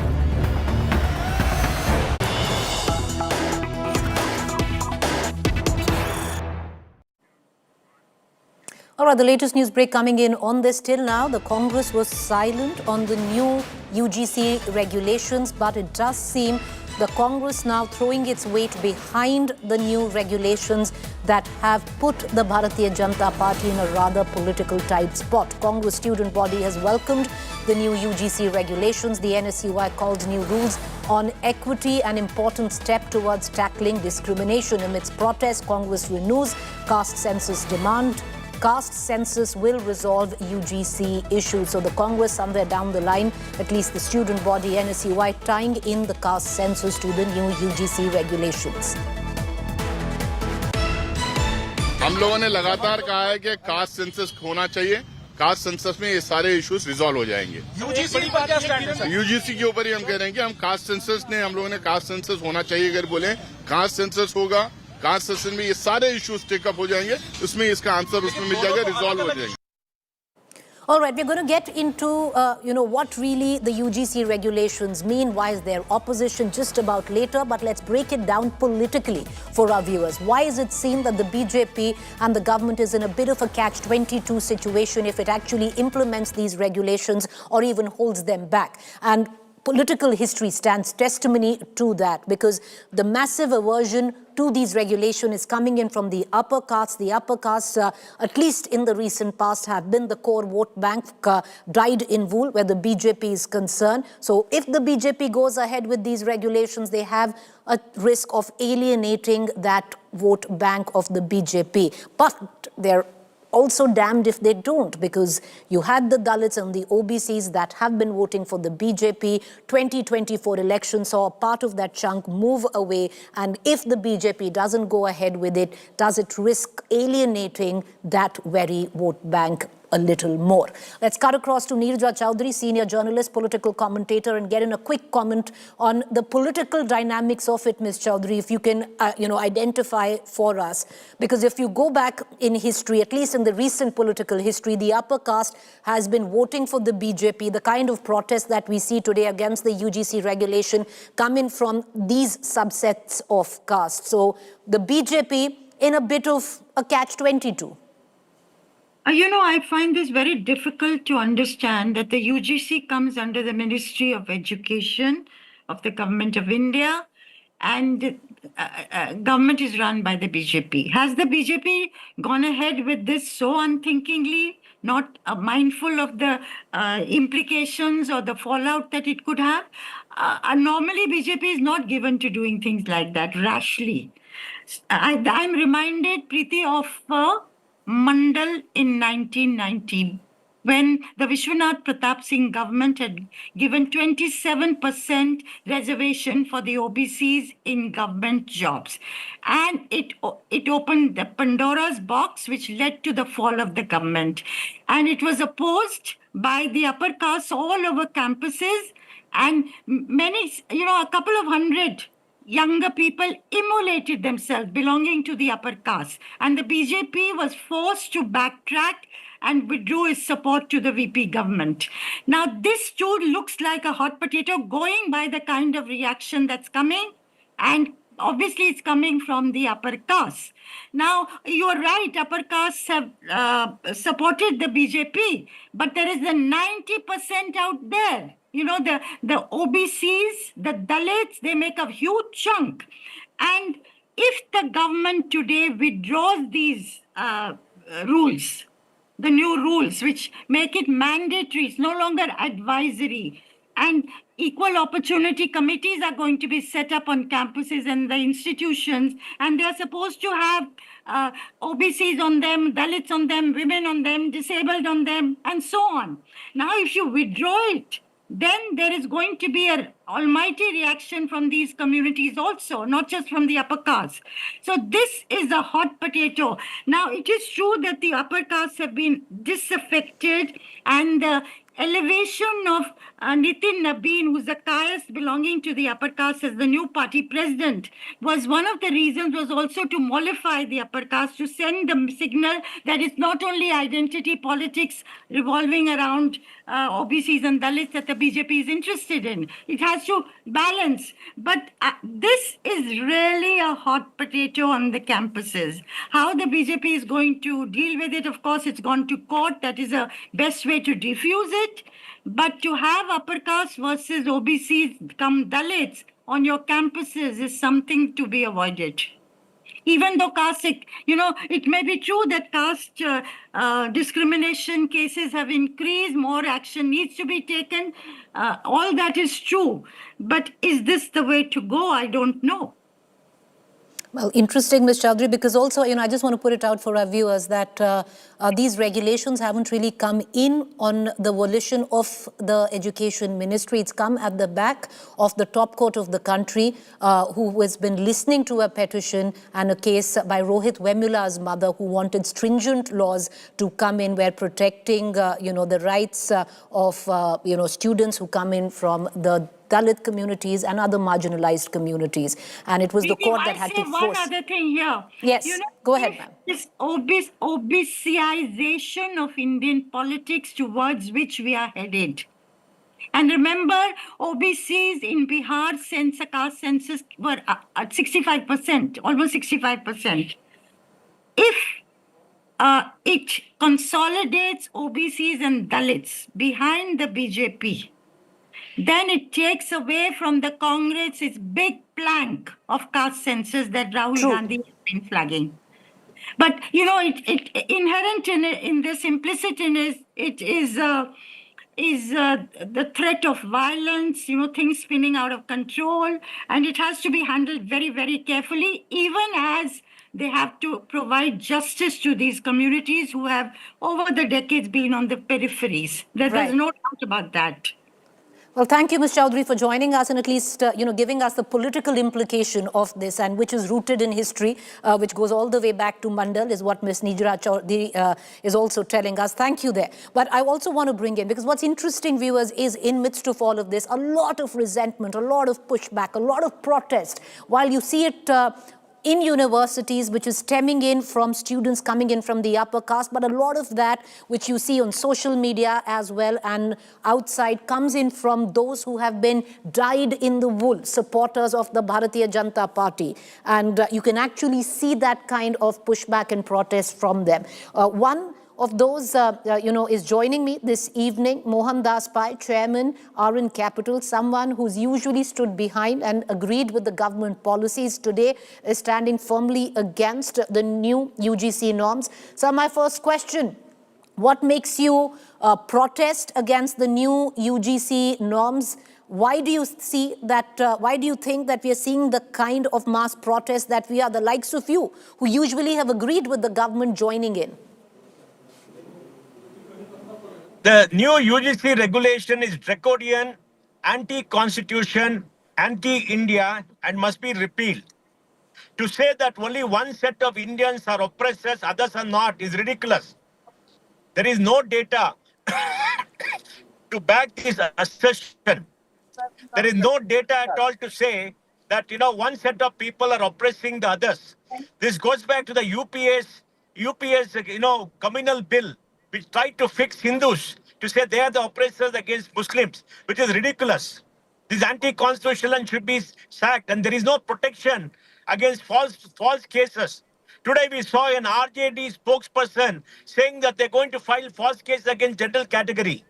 We saw one video on X which says that a person of a reserved category proposed to a girl of a general category when she refused. He went and filed an SC/ST case. This is ridiculous. This is going to happen. And today we saw data on X which says that when you look at suicides, student suicide in IIT over the last 3 to 5 years come across all communities. It's not only reserved community. General category people also commit suicide. Is a problem across. And lastly, the total number of any caste complaints for discrimination is around 400 or 350 or so, when 4.3 crore young people are in college. Is it such a great pandemic that you have to bring some draconian regulations and give powers to some leftist NGOs and activists? I mean, this is ridiculous. This is anti-constitution and must be repealed. Or otherwise, government must say all students need to be protected from caste discrimination, irrespective of background. That's the right thing to do. So many would suggest that these arguments smack of an upper caste mindset, because you speak of data and there is data, which seems to prove that there are certain subsets of castes that have been subjugated, especially in the Indian education system. And it is only at the back of that subjugation that the need of regulations which are mandatory like this have been formulated. It's come from the top court of the country. Now, where is the data? I want all these fellows, activists, to show us data. If you look at the All India Survey of Higher Education, SCs make up 16.8% of population. There are 16% of students in college. ST is 8%, they make up 7%. OBC is 40%, they make up 36%.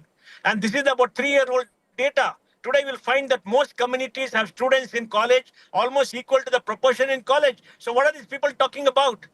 Where is the data to say there's one set of people subjugating others? There is no data to say that. Ask them to give the data. Where is the data? Supreme Court should look at data and not carried away by activists who are trying to create a fake narrative as if there's a great amount of oppression going on in this country. So, let me give you an example. The sheer fact that today we have these regulations by the UGC come not from the fact that the Education Ministry decided to formulate this of their own volition. It came at the back of the likes of Rohit Vemula's mother, Radhika Vemula, who went to court after the demise of her son, asking for stringent norms to be in place that protect the rights of communities which are marginalized, where her son, as per her, got harassed. See, the Rohit Vemula case should be seen in the context of the report given by the Telangana government. What did the Telangana government say? That Rohit Vemula's caste was not what he said he was, right? And Rohit Vemula has given a letter, nobody is responsible for his death. When he himself was given the letter, nobody is responsible for his death. The letter is on record. How can anybody say this caste oppression has something to do with caste? Where is the data? And you will see the investigation. The investigation has been closed. The investigation report can be placed before the Supreme Court. Why are people running a fake narrative? Mr. Pai, are you actually telling me that, that there is no harassment? That students that come from marginalized communities and castes face zero harassment and it's a level playing field where education is concerned? I think there is equality for all students in all educational institutions. Please tell me. I'm not seen any data to say there's inequality. 50% of the seats in government colleges and institutions are reserved. Of the balance 50%, 10% are for EWS for the non-reserved category. They're all reserved. They're all being filled up all across India in public institutions. Where is any discrimination? And if you look at the total number of students in all colleges across the country, private and public, the number of students from the reserved category is almost equal to the population. So where is the discrimination against anybody? If the government and the Supreme Court are bothered about any caste discrimination, let them say that all students will be protected against caste discrimination. And if you are discriminated on accounts of your caste, irrespective of what your caste is, you can file a case. You get protection. Let everybody get protected. Why single out 15-20% of population to point them out and say you are oppressors, others are oppressed? Where is the data? There is no data today to justify such things except some, fake narratives created by vested interests for their own reasons. Today, we have about 22.5% reservation in the legislature. And, please remember, in the Constituent Assembly and in the Parliament for many, many years, the reservation came about because the recommendation of Dr. Babasaheb Ambedkar and everybody deciding, yes, some of our people have been left behind, we must give them reservation to come up. And Babasaheb had said it's for 10 years, it's being extended every 10 years. And there's a national consensus that we must do this. And who are the people who in power for the last 30 years? So-called upper caste. They're the ones who said we must have reservations. They're the ones who had majority in the Constituent Assembly and the first few parliaments who agreed. So everybody says, yes, we must help our Britain. We must make a cashless society. Are you making this a cashless society? You're not. You're only creating more discrimination, breaking up people. If you are bothered about caste discrimination, give the same benefit to everybody. Are you saying people are upper caste and not discriminated, not targeted? The evidence does not show that. You can see today, you saw that RJD spokesperson abuse and say we are going to file upper caste because we got this law. I mean, it should not be done. This goes against Article 14. And please remember, reservation are an exception to Article 14. Article 14 promises equality and everybody is equal in this country. Yes, we have all of us accepted reservation for many years because all of us feel a part of a community should be, advanced and people are agreeing. That doesn't mean that one set of people are oppressors. We have enough laws as it is to go against people who are so-called oppressing. Do that.